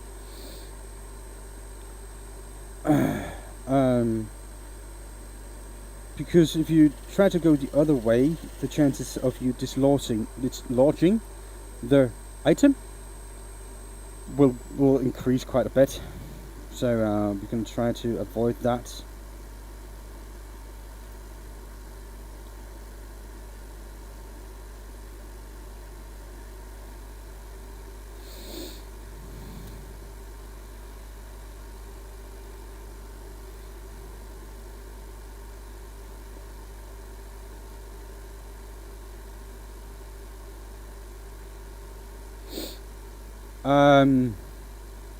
Big Max, would you just do that?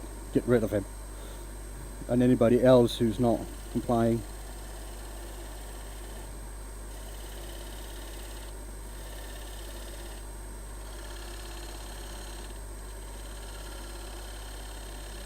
Thank you.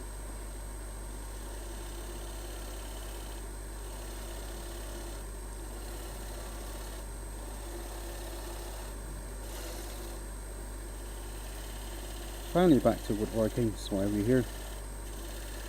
And I just step inwards slowly towards the center and just keep pushing into the timber and, you know, get good contact and have good bevel contact with the timber.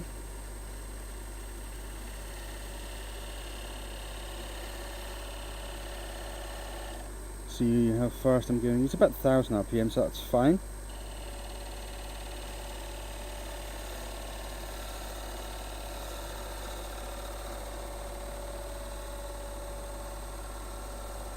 Yeah, Big makes you you have my support to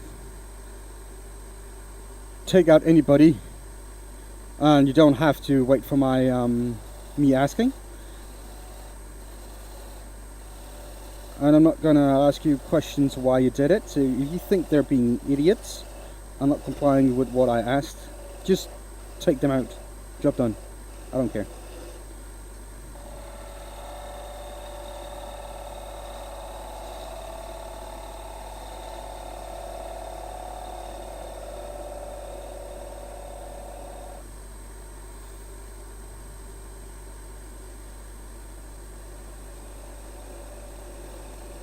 Let's get this nice and flat.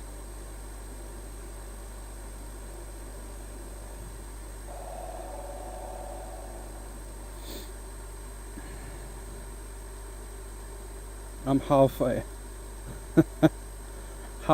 I'm half HR from Fort Wayne.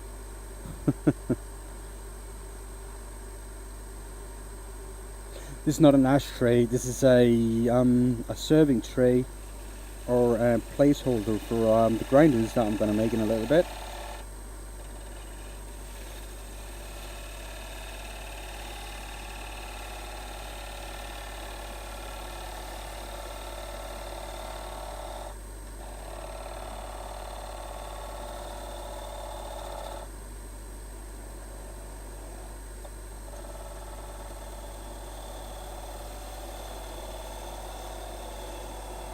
It's really important when you do wood turning, any wood turning at all, that you have good bevel contact. That's the most important part of it.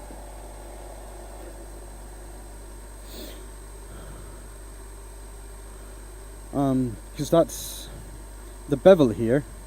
This part is actually what determines the way you're removing wood timber, not anything else. That part. So it could be this part out here or anywhere else. That's the part that determines what way you're removing material.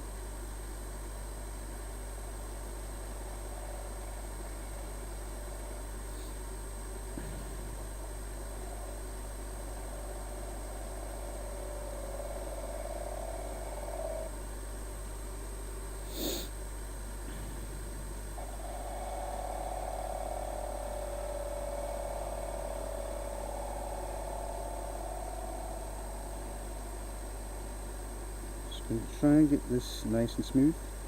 Yoink! Like that. What you're turning in terms of turning dry versus green wood? Well,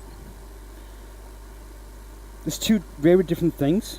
If you want to turn a green piece from start to finish, you need to either turn it really thin to avoid cracking, but there'll be some deformation of the green wood while it dries, and there's nothing you can do about that.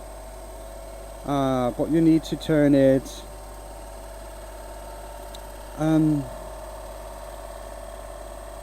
about 2/5 of an inch thick, wall thickness. That's what you need to do, or like 5 to 10 millimeters thick, because otherwise you will probably be sure it will crack. If you just turn it thin enough, it's not a problem, Big Mac, so you can actually use green wood. So there's nothing wrong with turning green wood. It's just you have to take your precautions and make the piece thin. It's great for balls and stuff, because you'll get some deformations in it, and it can look really cool.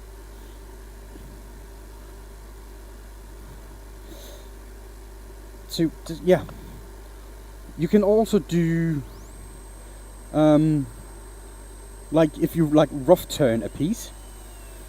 Let's say you wanted to make a bowl, a 10-inch diameter bowl, then you rough turn it first, so into the wall thickness about 1/10 of the diameter of the bowl. So if you make a 10-inch bowl, or 25 centimeter, you will make it to the wall thickness about 1 inch, or 25 millimeters, or a little bit more.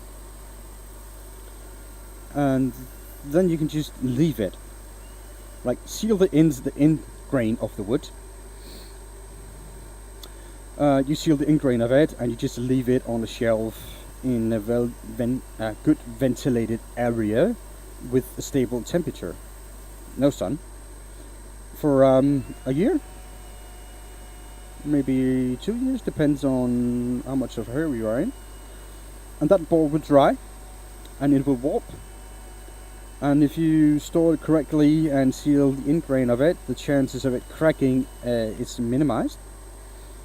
And when it's dry, you will have a bowl something like this.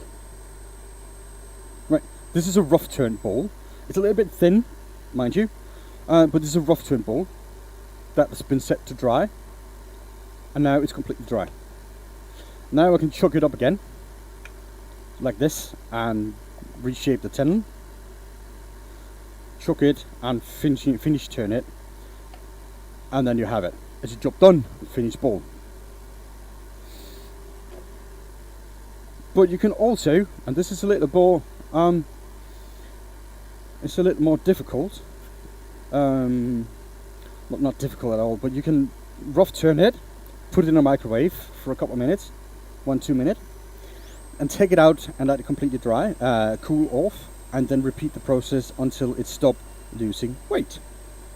So if you weigh it every time you take it out of the microwave after it's cool, when the weight stops changing more than a couple of grams, it's dry, and then you can turn it. So you can go from a green, freshly cut timber to a finished bowl in under a day using the microwave method.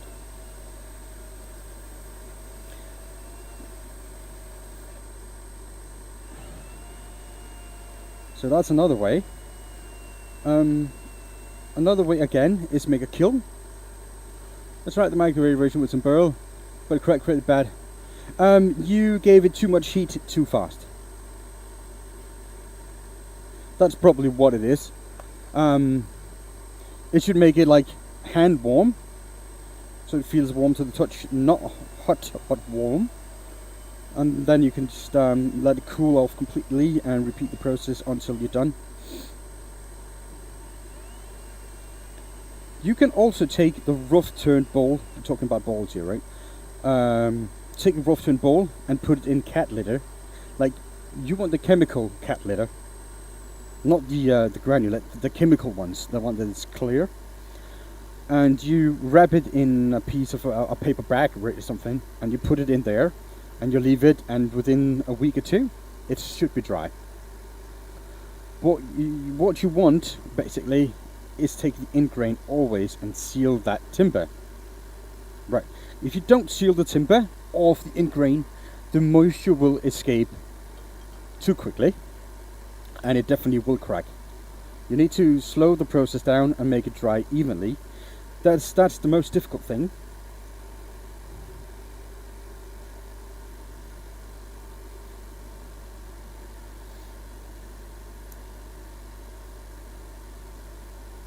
So, for instance, let me show you an example.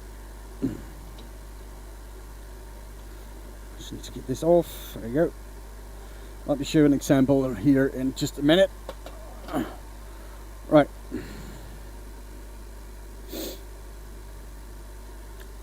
A piece of timber like this. Right. This is Woodturning 101 with BW, straight out of their basement in Denmark.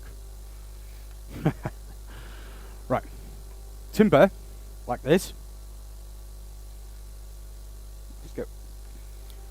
It is actually compiled of like a handful of straws. So if you take a handful of straw and pull it together like that, you have holes straight through it. If the timber is dry, you can actually blow air through it. And that's something you can do actually. If you smoke, you can blow smoke through a piece of dried timber. Well, you need to seal the ends here with a wax. That's the best thing you can do to make sure the moisture doesn't escape here too quickly. It needs to escape from the side grain. And because it's a side grain, it's more closed, it will take longer, but that means the wood will dry slower. That is because if it dries too quickly, it's just like us people. If you lose weight too quickly, your skin will start flapping. If you gain weight too rapidly, you'll get stretch mark. Timber is exactly the same. Only problem is, it doesn't get stretch mark, it doesn't get flabby skin, it cracks. So, get a wax emulsion and use that for sealing the end of your timber, and you will have higher luck with storing your timber. You can use in a pinch wood glue, thin it a little bit of water, and it's going to be okay. It's not the best. You can use paint, acrylic paint. That will also work. It's not the best. The reason being, glue and paint is normally, when it hardens, it gets hard and it doesn't stretch and follow the timber. The wax will. wax will follow the tree, and you will avoid cracks in the wax and the seal. And because you avoid cracks in the wax and the seal, if you get cracks, the moisture will escape quickly, and you will end up having done probably nothing. Finished then, I'll be back to spinning and have a lot of dry wood. I can't wait. Okay. So yeah, that's the basic of it. Right. What I do. What about putting into the dry, just shavings after sealing? Yes, that will also work as well. If you take the timber and put it into a paper bag full of shaving, like a big paper bag full of the shaving, you just took off the timber after you rough turned it, it will help retain the moisture in the timber, which means it will dry slower, and that will also help avoid cracks. Now, you're not going to completely avoid cracks, there's nothing like ever happen, but you can minimize the risk of it. So yeah, that's a really good idea as well. So yeah, but most of my timber I buy dried, kiln dried, because I do a lot of production work, and for me it's really nice just to go and take an oak stave off the shelf and make it into this, and make it into a salt or paper grinder. Right.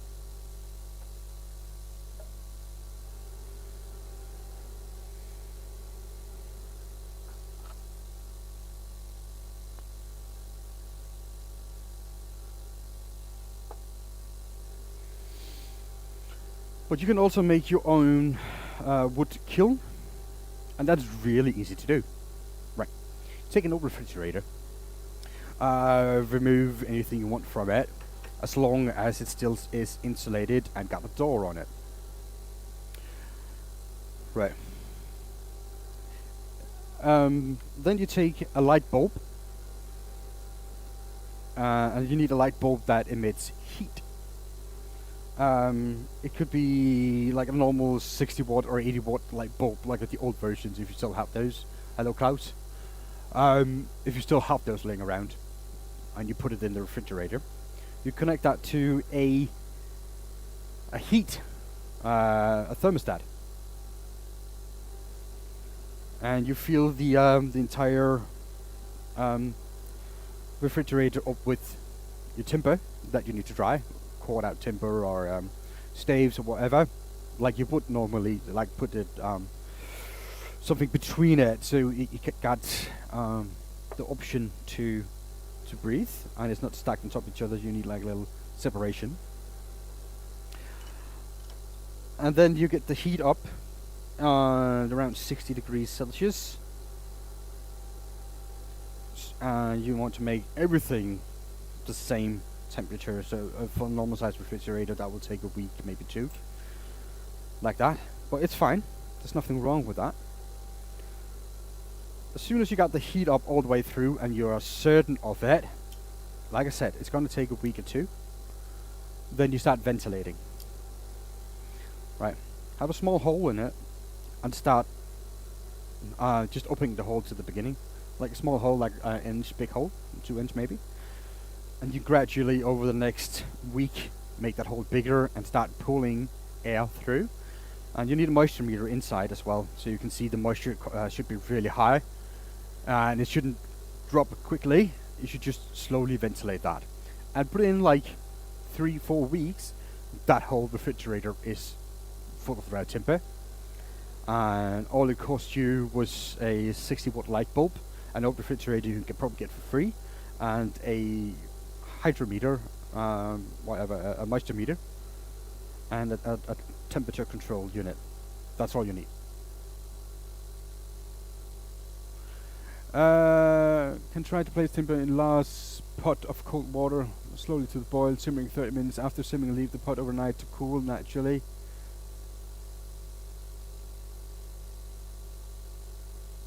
Yeah, that's good probably having. But the thing is, like, if you try to dry out a large piece of timber, you need to have the core temperature the same as the, like, you have to have the same temperature all around it. Because if you don't have that, you will probably end up with cracked timber, because you will not dry it evenly. And you have the moisture coming out from the inside.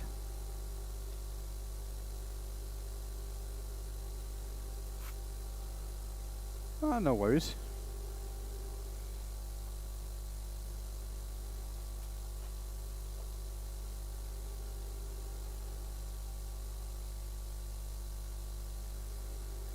So, we need to start drilling this. Right. And to do that, I need a Jacob's chuck. And my lathe being a one way, for some reason they believe that Morse taper 3 at the tail stock is a good idea. So, get the chuck with the Morse taper 3. So let's see, it's a 42. I think that's the first one I need.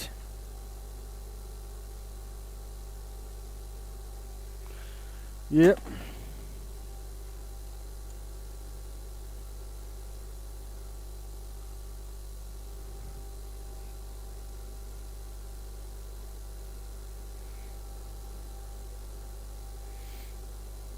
Right, so I just need to make sure that this is tight.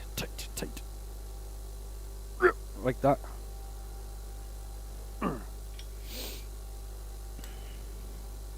Right, drilling speed is somewhat slow. We're going to 1 centimeter. Now I need to drill about 2 centimeters deep, and we can do that.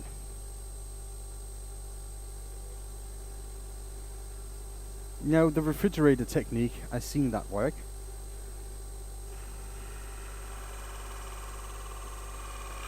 So that's a good way to do it.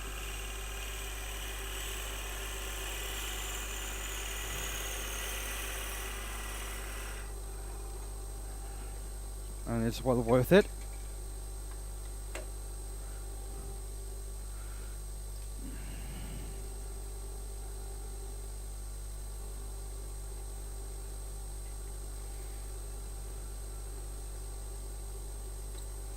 So the next one I need to drill is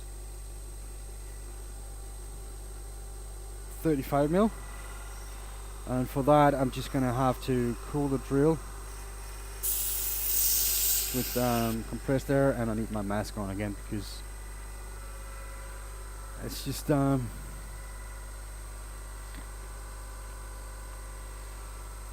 yes, Kev, exactly What Kev said. And just take it slow with that, and it should be good.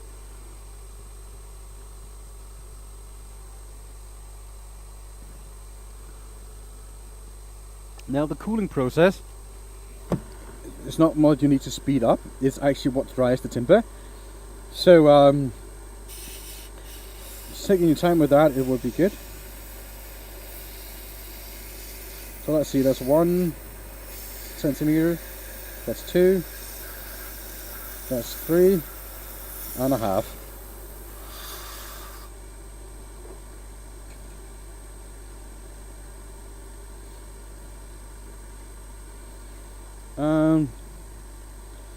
Where is my drill bit with the extension on it?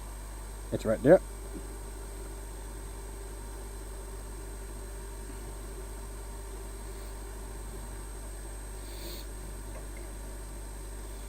Now this I don't need to measure, I just need to drill it all the way through.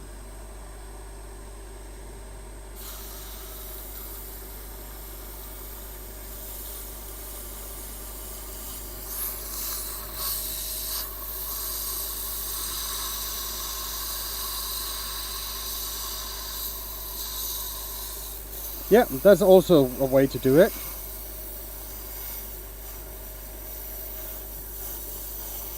It's a little more expensive to run a dehumidifier like that, I must say.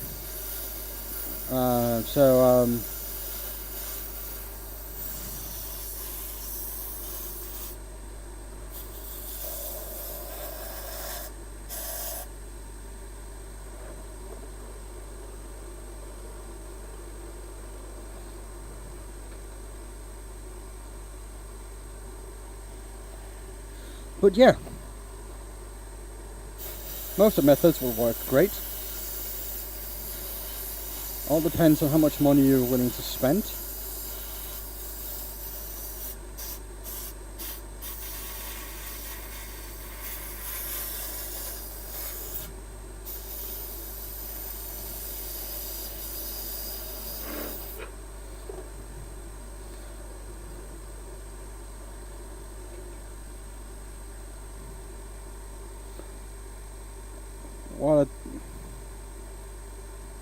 What days are you live? Normally Sunday.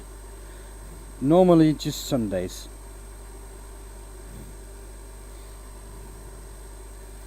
So normally it's just Sundays that I stream, and that's it really. Today it's just a little bonus. It happens, the bonus streams. It's not something you can expect very often, but it happens.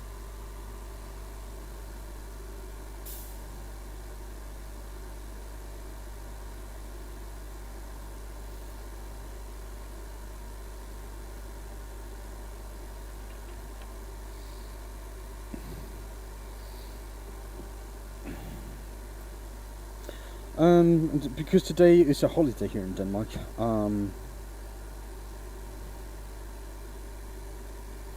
so that's why I'm able to stream.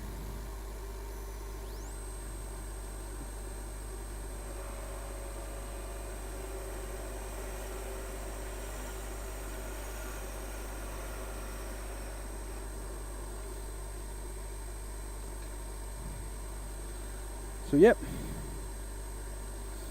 and I just had this grinders that I need to do, so I thought I might as well just get on with it, and I might as well go live and do it so we can talk. Now the grinders I'm going to make are cross grind inserts, so let's see, that's 2, that's 3.5, right.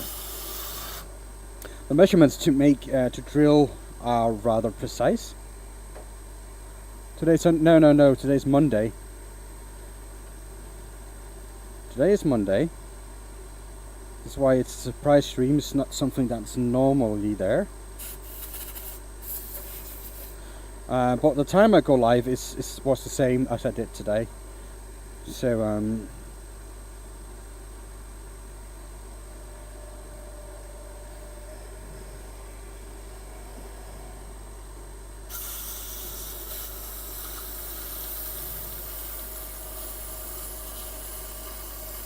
so it's 12 o'clock my time is when I go live. It's just almost 2 hours ago, 1.5 hours ago, I went live.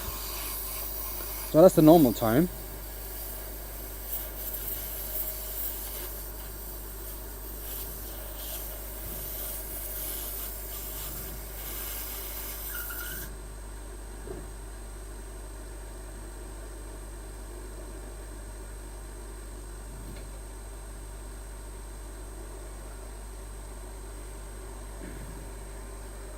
Right.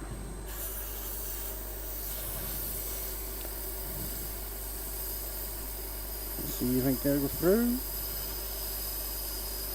Oh, almost there.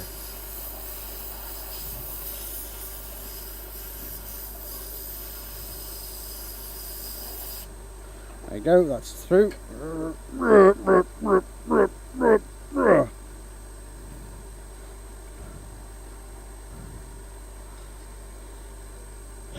Right. I need to make 4 because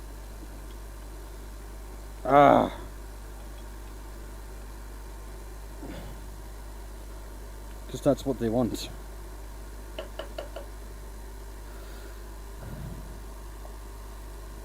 Let's get that away.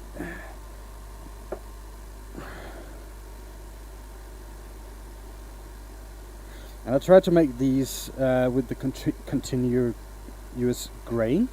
So the grain, you can trace it from the bottom to the top all the way through. That's the plan anyway.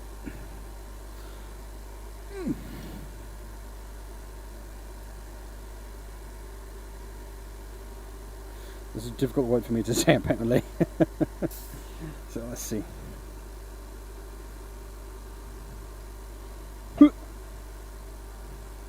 Reverse a little bit and then we can start the drill.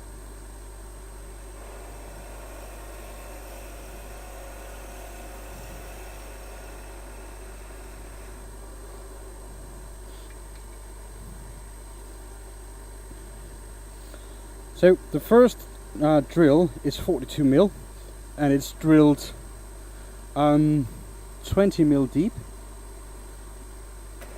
And for you Americans, I don't know, I cannot translate that.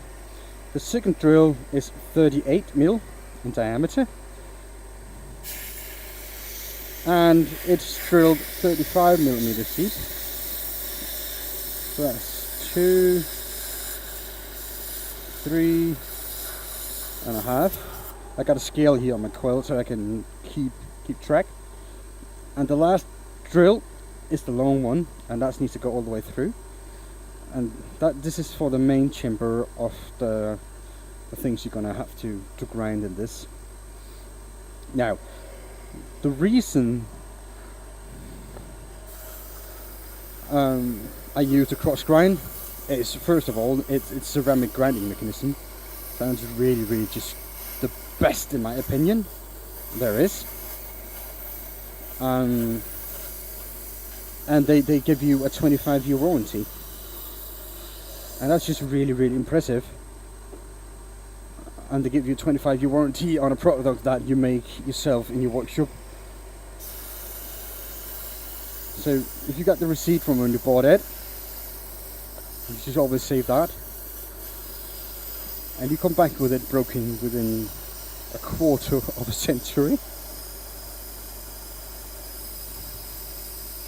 they will just warrant it, you know. So they believe in the product, and I believe in them too. So that's why I use them, and they're just like really good.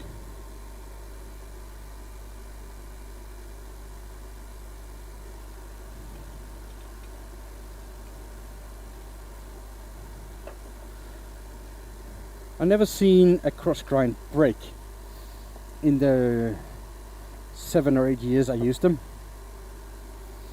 I've never seen one break. I've seen one break into because of me. Yes, that's true, but that's just me again. I've never seen them being worn out and break due to proper use. So that's really just cool.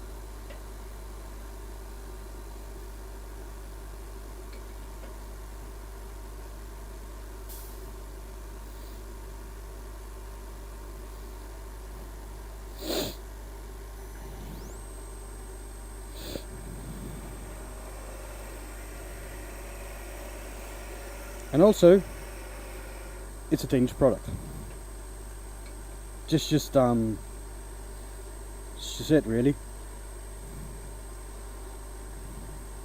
So, if I'm not supporting Danish products, who will?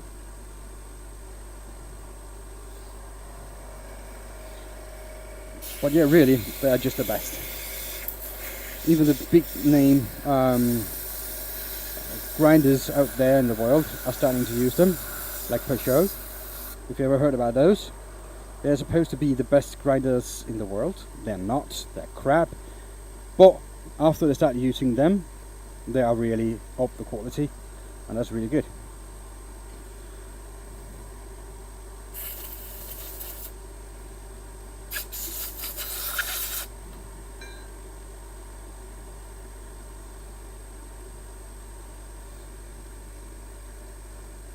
It's just like the Peugeot grinders are exactly the same story as the Weber grills, right?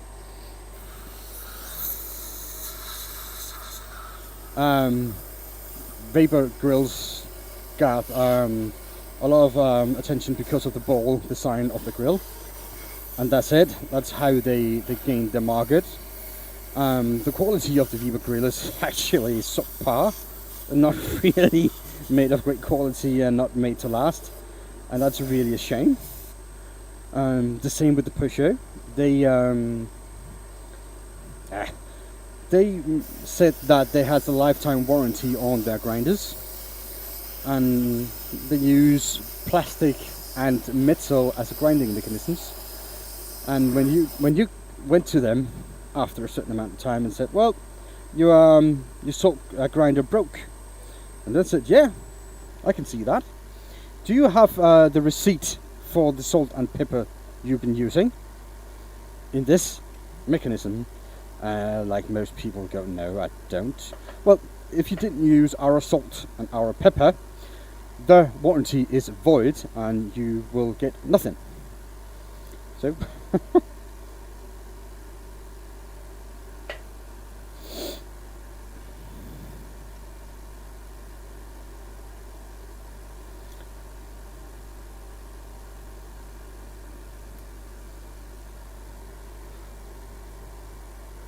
So that's the story of Peugeot.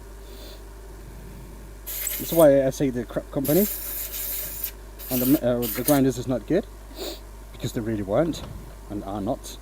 But like many other people, my wife likes them, so therefore we have them.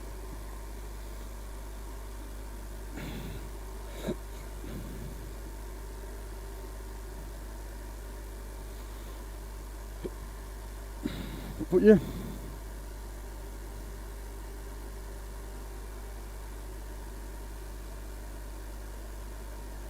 and it's not something that makes me happy to have those grinders.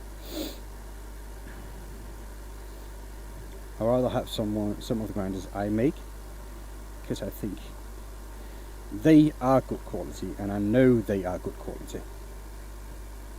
But it is what it is.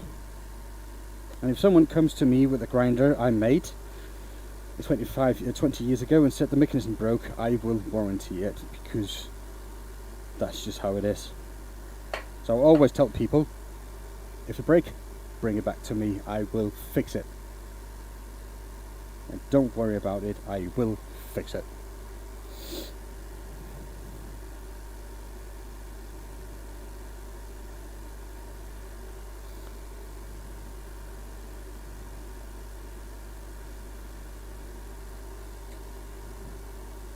Right, so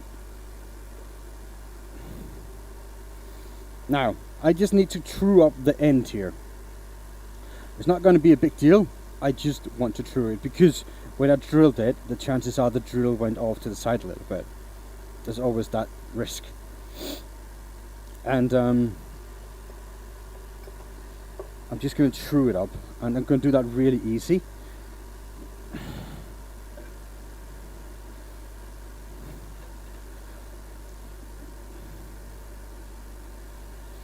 So, like that, and that should be easy enough to make this spin. Righto, and I'm just gonna, because I can, I'm just gonna make it round.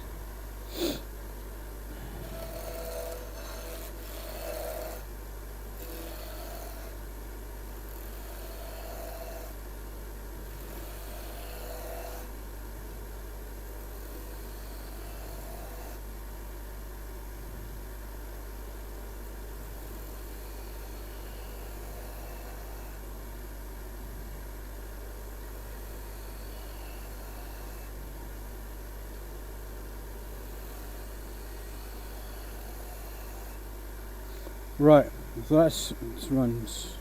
that's straight now, and I'm just going to take skew really slowly and take off maybe 0.5 millimeter of material.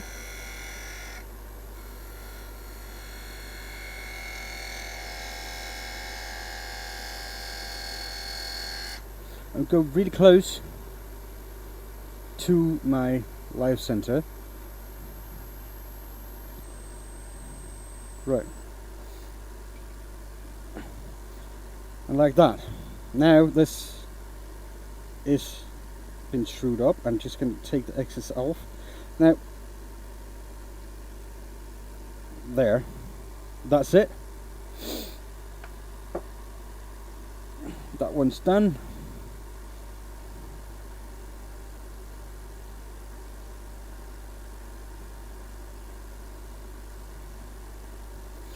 Next one. The same thing over again.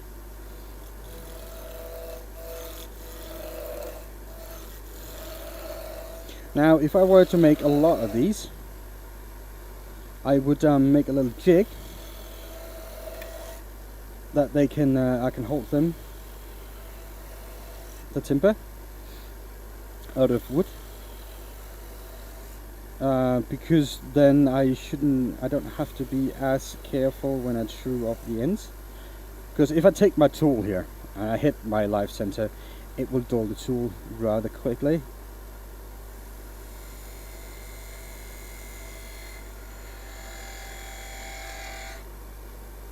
Just a moment, my son.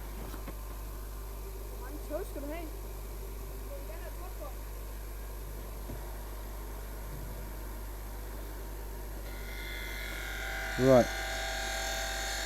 There you go. I'm real close there, so that's good.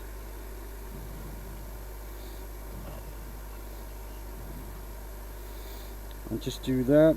Now, you shouldn't do this here if you're not comfortable with it. And what I mean is taking the piece off the lathe while the lathe is spinning.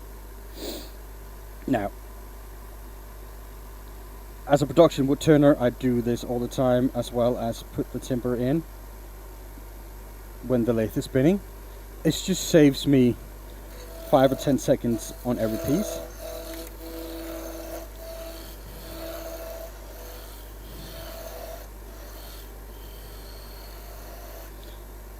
So almost.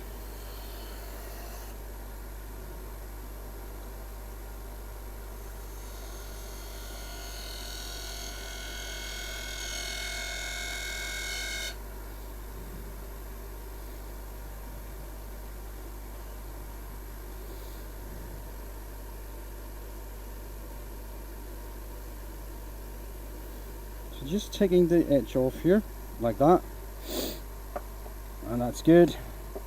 And the last one.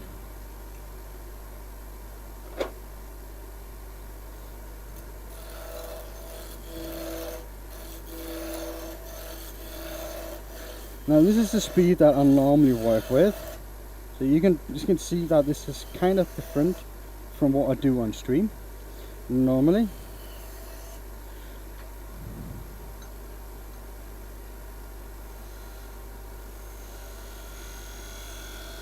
Right.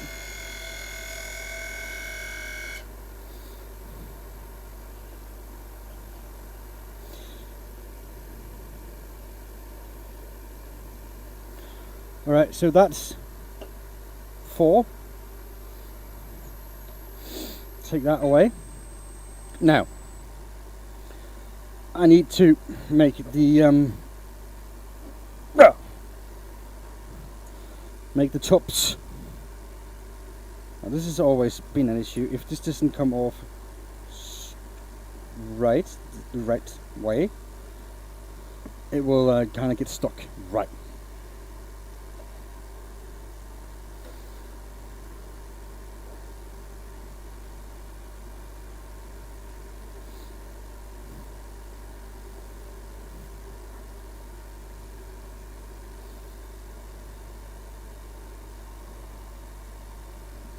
Look at that, my son is bringing me dinner. Tack kunne tænke pips til mig. Kan du tage en sodavand til mig? Pepsi Max, almindelig. There you go, to prove that I'm Danish. I speak Danish with my son.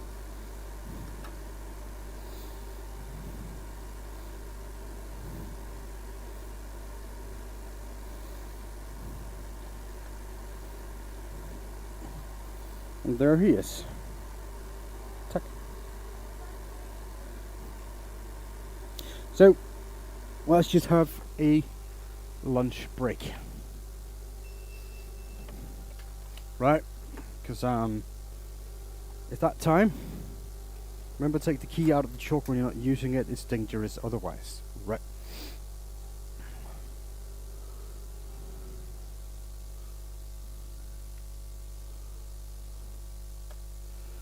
I normally have a lunch break while I stream, and they normally bring me a grilled sandwich, and it's really nice.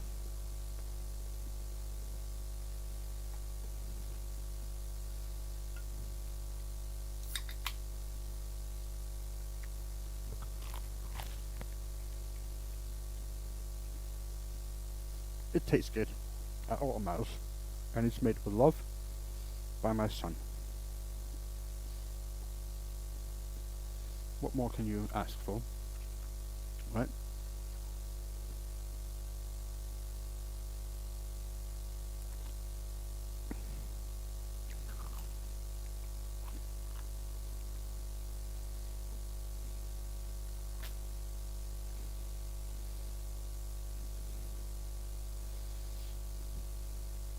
Right, so as soon as I'm done turning these grinders,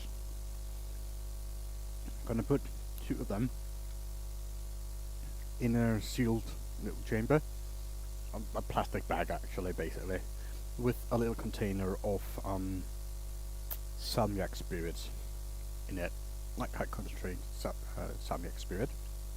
That will make the oak turn dark. Yeah, that's true, Chris.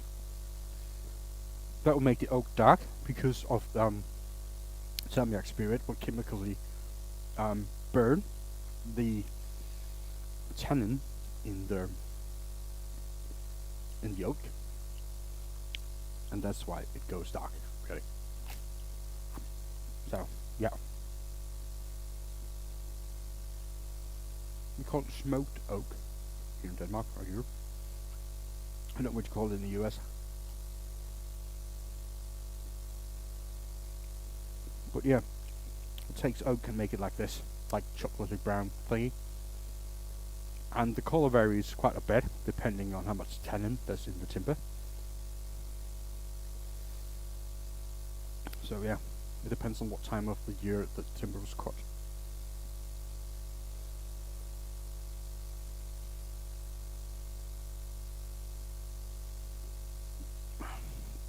That was nice.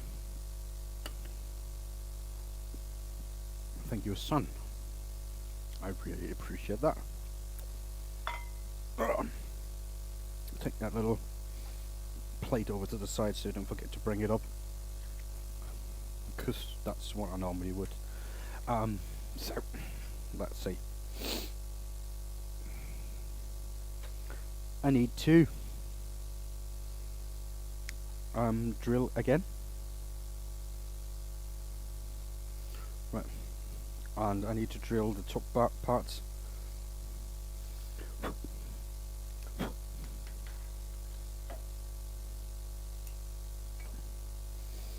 So, right, let's see if I can figure out if I messed up this.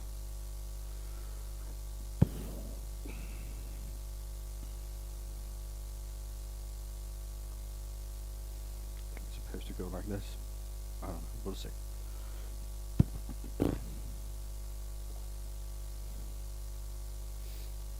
So, going like this.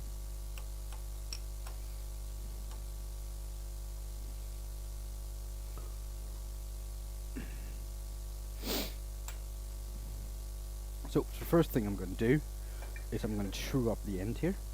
Now this should be fairly straight, and it really is straight AF, which is good because I need to drill a 22mm hole in the top. Right. Now, good bit of advice would be put on your helmet and turn on the dust extractor before you start working again. And yes, that's what I'm going to do. And it's really good that I moved the control unit for the dust extractor, so now I can reach it easily. You're doing too much with the microphone. What do you mean?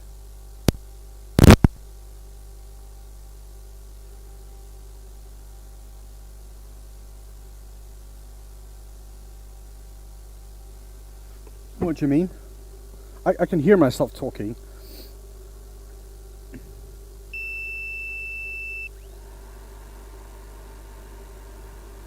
I can hear myself talk, and it sounds reasonably good. I mean, it is what it is, the voice thingy, there's nothing to do about that.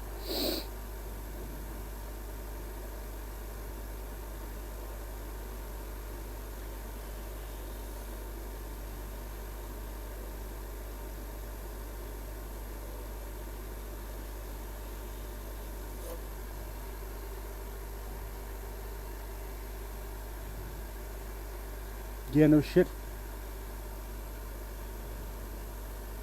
What do you mean? Sounds fine, yeah, that's what I thought.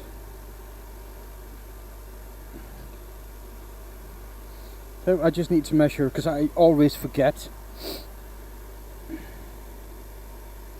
So about 40.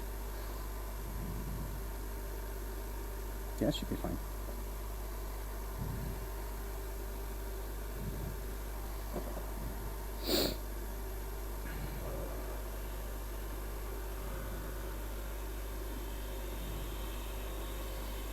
Two, seven, four. Bam, like that. Take that out. Get the live center in.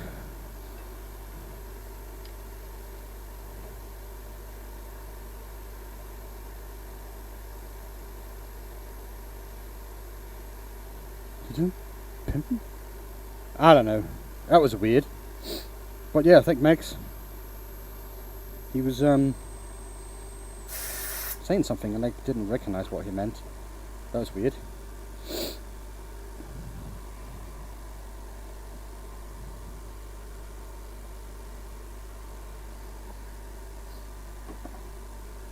So we're just going to get that little thing in. I need a mallet. Any good woodworker should have a rubber mallet or something. If you don't have it, make it. Got Big Max, I know he makes it. Right? Now, I have a friend that produces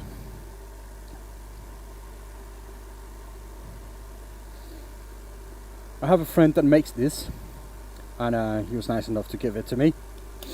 So, thank you to him.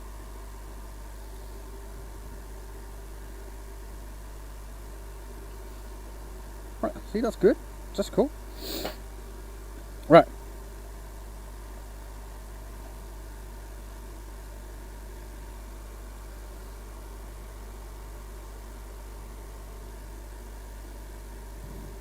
So yeah, you should always have a wooden or plastic or rubber mallet in your workshop for delicate work. Either that or you should have really big hands and you just use your hands to bash stuff with. That'll work evenly good. Now, take a piece of paper towel like this and just fold it up until you get a nice compressed seal like that.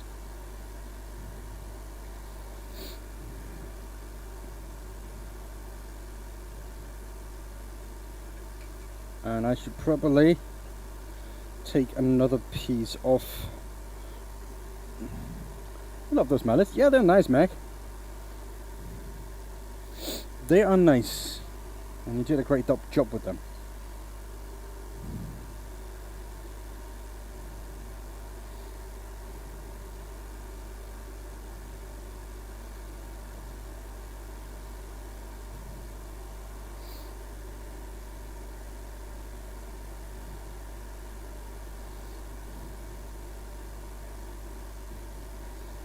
There you go.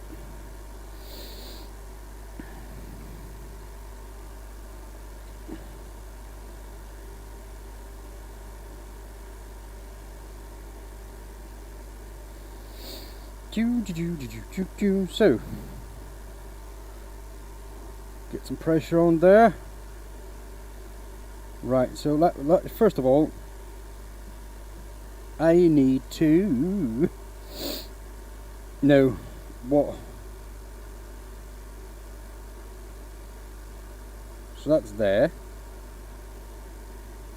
How long is that? That's 15 mil? Centimeters, sorry. And what's this then? 30, so it was 31 I need. I'm just going to get my set out. And I'll have extra of those if anybody is interested.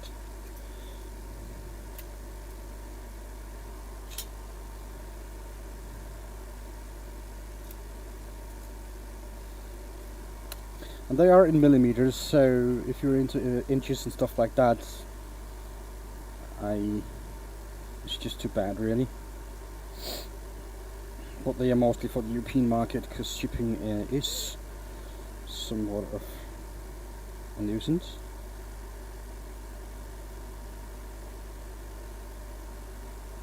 Right.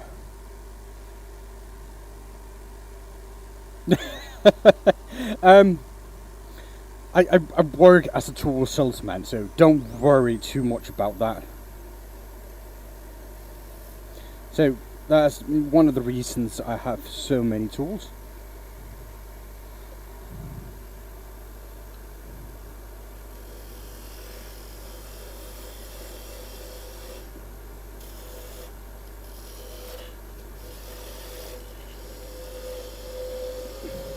And I do treat my wood turning as a business. So all my tools are business expenses. So there's also that.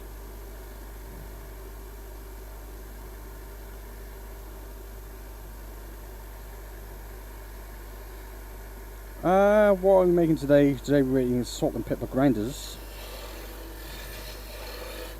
Let's try and make that with a skew, because I am really horrible with a skew. And a skew is a really good chance of getting into trouble.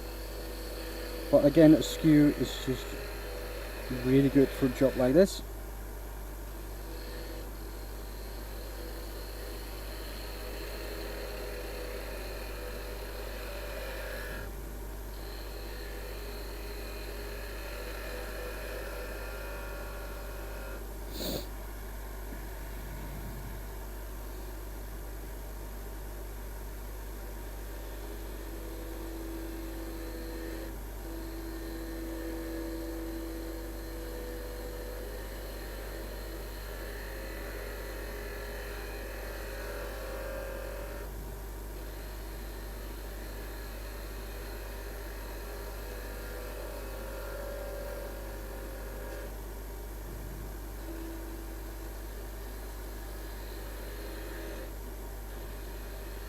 Now, this is one of the reasons I don't use the skew, because it's slow.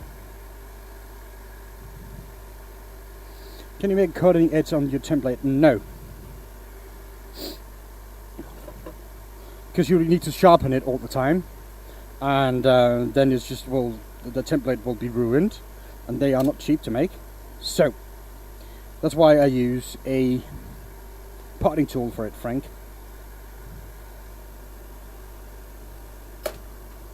And there you go, that's why I don't use a skew. That's ruined. But it's also a good way to see what's inside of this, right? How it looks. Right. This is what happens when you get a catch with a skew. And now you can see the inside of it, how it's made. And there's a nice piece of junk. So I just have to remake that. That's alright there. That is alright. I can do that easily enough.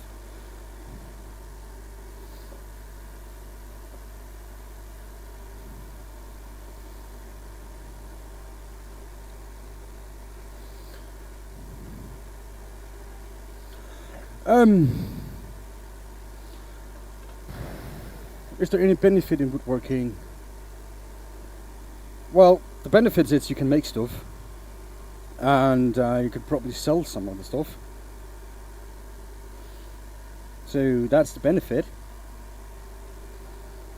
The downfall is, for depending on what you want to do. If you want to be a wood turner, you should expect a hefty starting cost, because the lathe and the tools and everything is not the cheapest things you can get as a beginner. So I'm just going to go really quickly with this.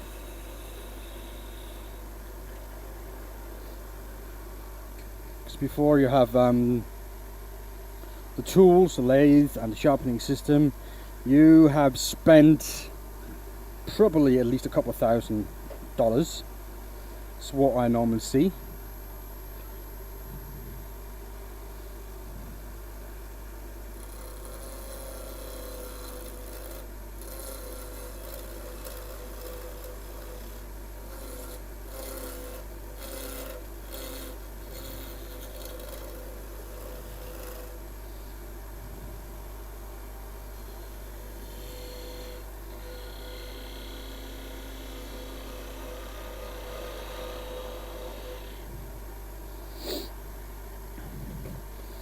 So, but it all depends, right?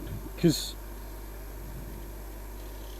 a lathe like mine, that's $7,000 or $8,000 US, in that range, I believe.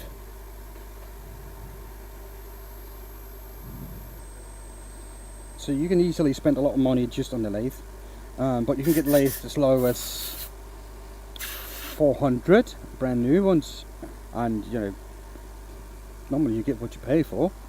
But a lot of those lathes in that price range is really not too bad, and they are worth it.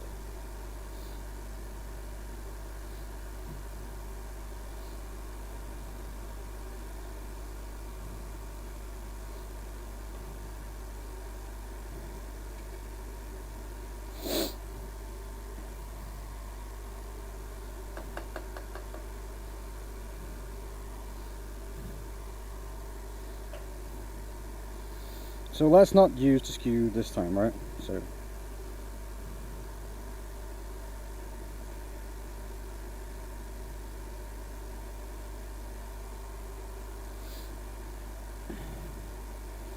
but like anything else, woodworking is a skill that you need to learn, along with patience.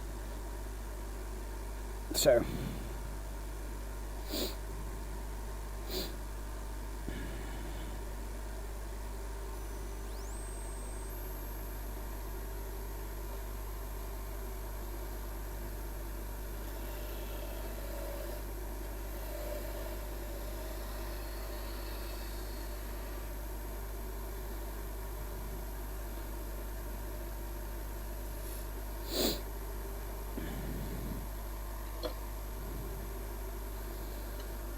So it depends really what you want to do, general woodworking or wood turning.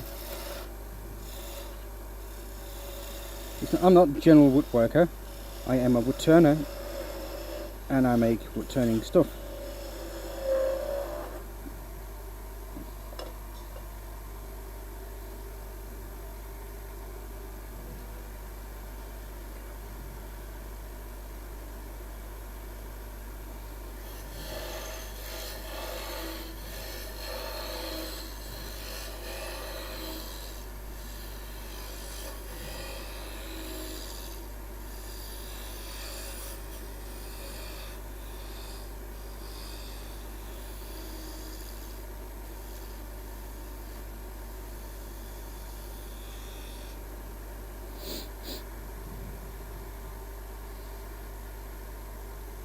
Yes, you can get a degree in trade as well.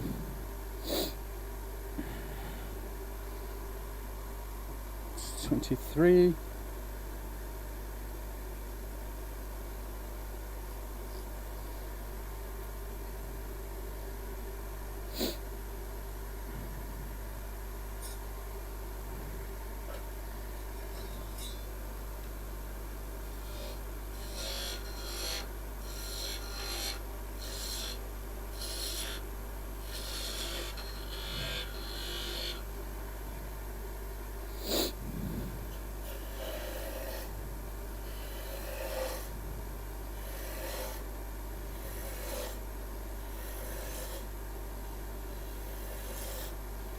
Now I just need to make sure that I got the right measurements.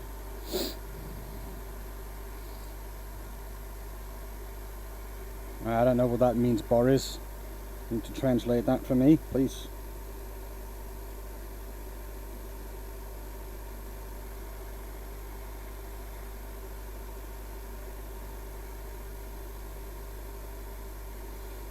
So 55 is the one I need for that end.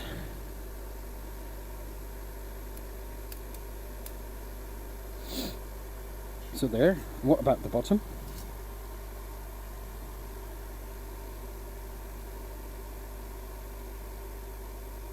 63, so basically the maximum diameter that I can make.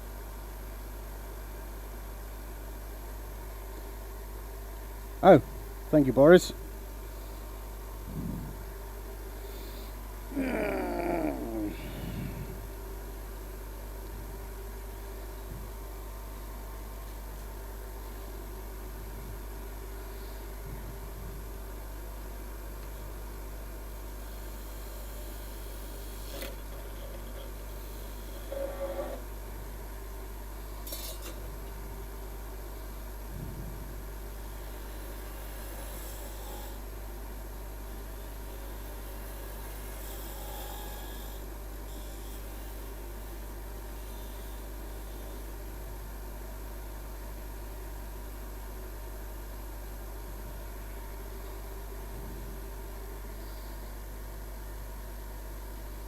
So let's see.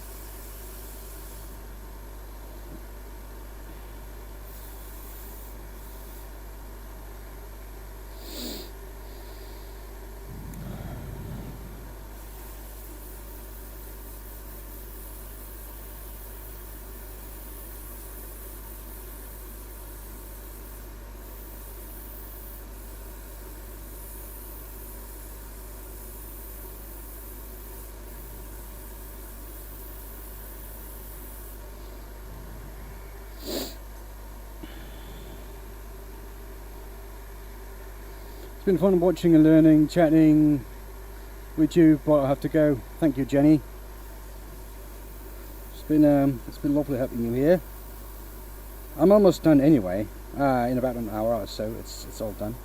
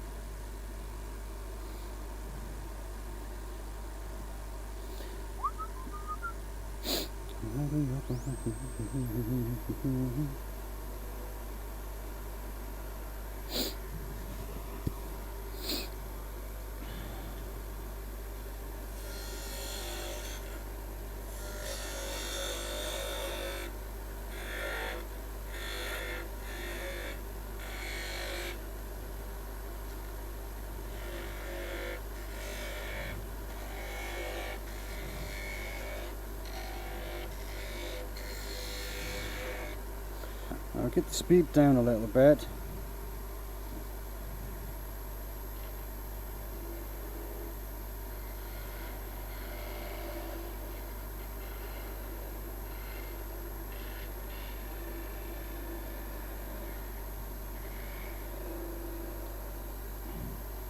And there it is.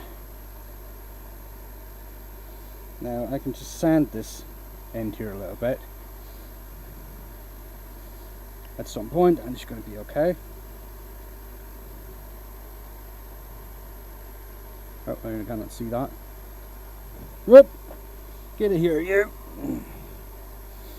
Turn that off a little bit. You can see when we spin this, it matches up nicely, and continuous grain on that one. So that's good.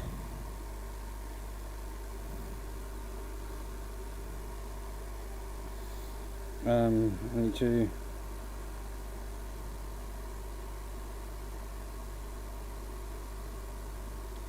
I think I need to put on another glove so I don't get too much dirt in this.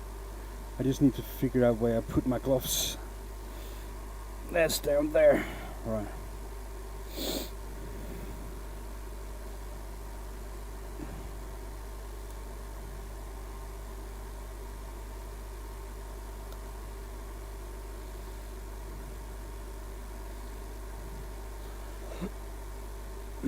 So that's basically how it's going to be and how to make them. And I cannot even hit the bin for my cut-offs. At one point I may be able to. We'll see. Time will tell.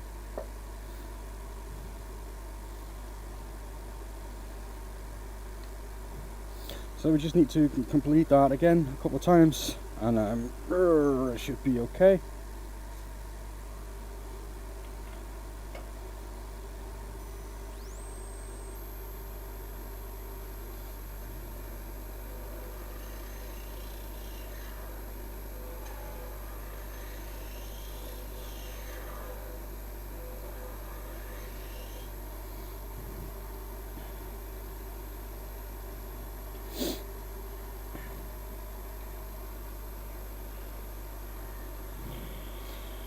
Going to push that in. Let's go rather quick. So that's about there.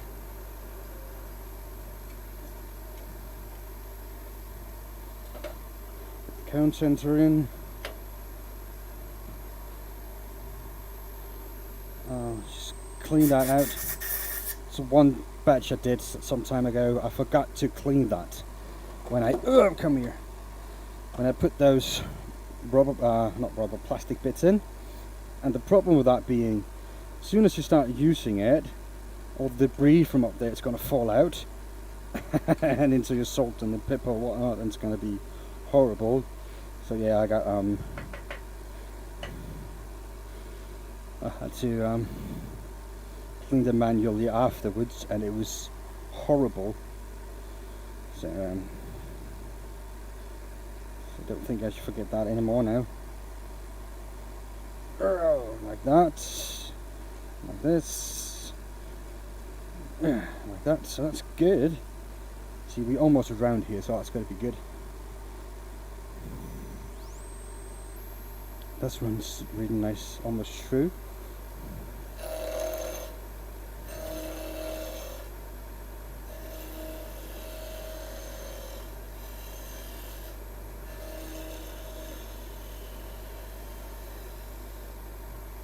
Okay, so let's go 23 centimeters from this bottom to there.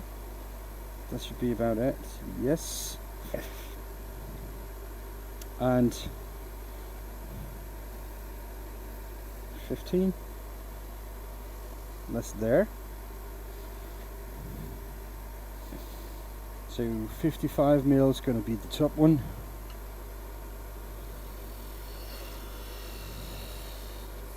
So that's there, and we're going to have 31 here in the middle.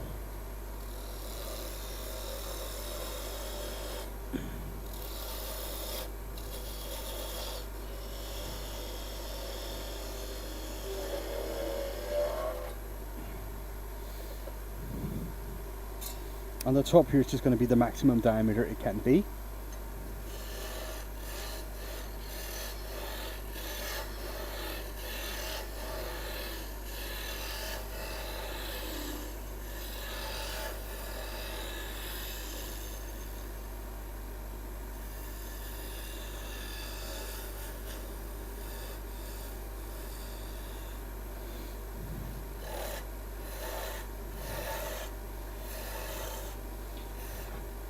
Now I like to use my ball gouge as a skew for stuff like this, because I can go really quick and make somewhat strict cuts.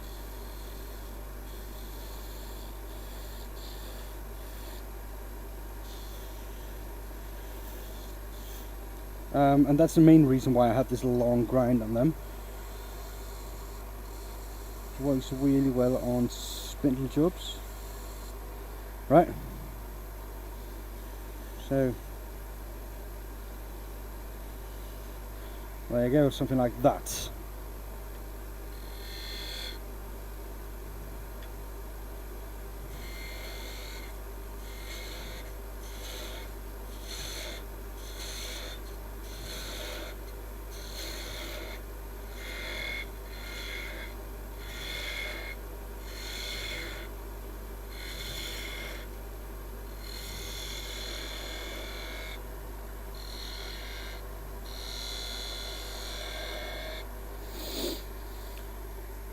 Okay, so let's go back to the sanding process.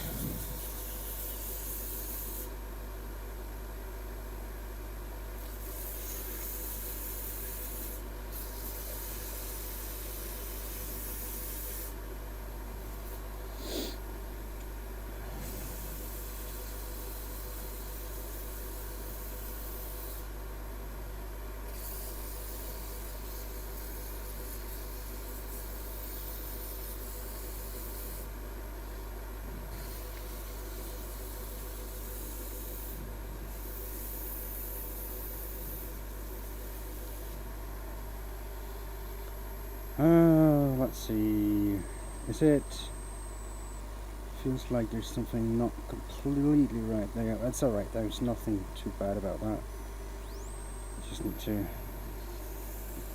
round that a little bit.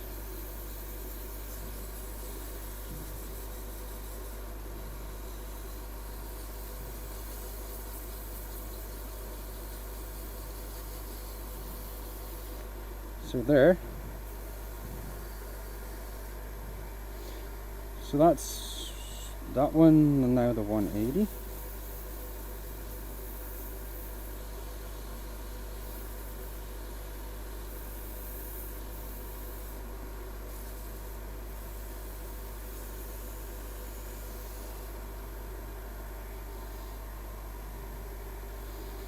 And 240. Now, the first grit of sandpaper you use is to remove all the mistakes you make. The next couple of grits is always to remove the sanding marks from the previous sandpapers. So that's all they are.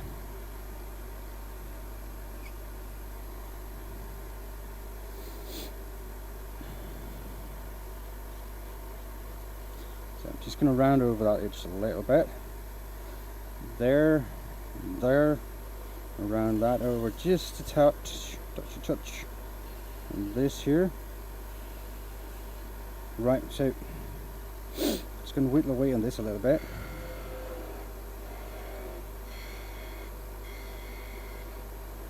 And speed down.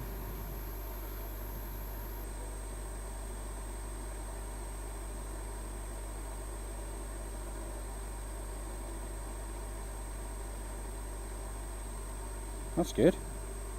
It's not a bad thing.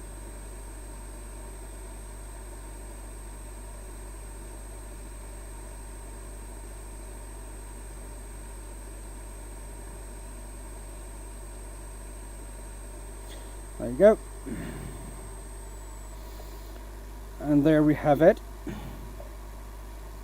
The first complete set. Right.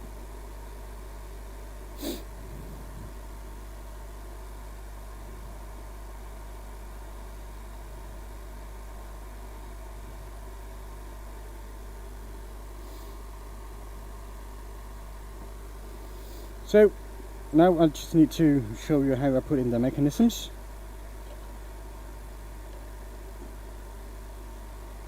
Bow, bow, chicka, bow, bow. Alright, so the mechanisms are really kind of easy to put in if you know the little trick. Right, these are the mechanisms themselves, and we got the ceramic here, and this is how you tighten or make it coarser or less coarse.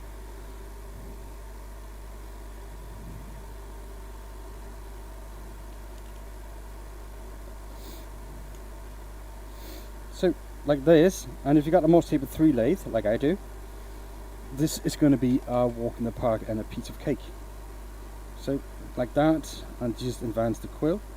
Now because it's a Morse taper 3 I have, the mechanisms fits perfectly on the quill, so I can just press it in like that, and it is perfect.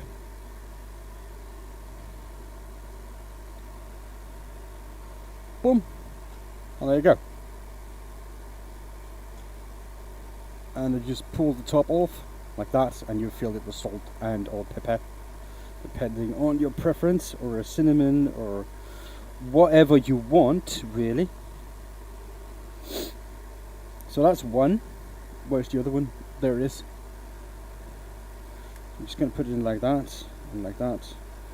Pull the quill back a little bit. There we go.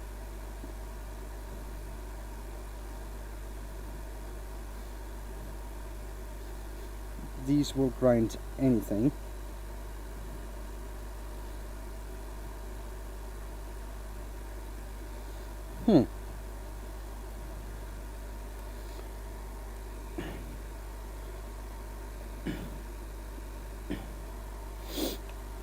Why doesn't that go in?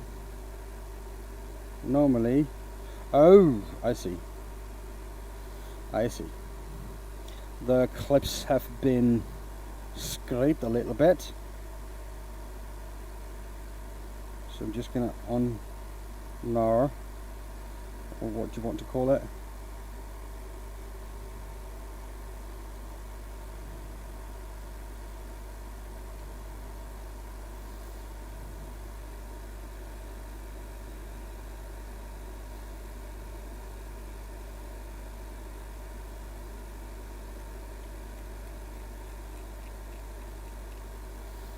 Now that is that. Right now.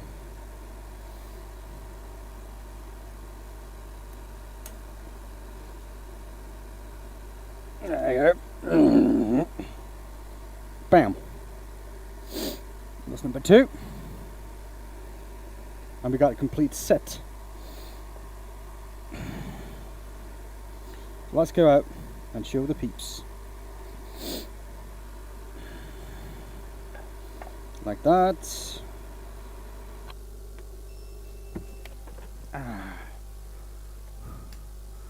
So, just going to stop it here.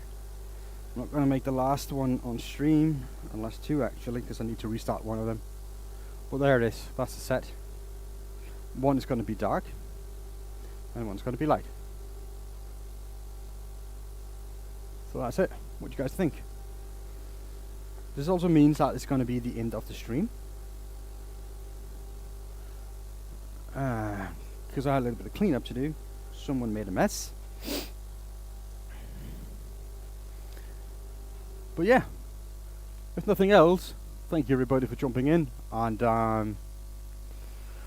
thank you for hanging out with me. Thank you for Wobbly.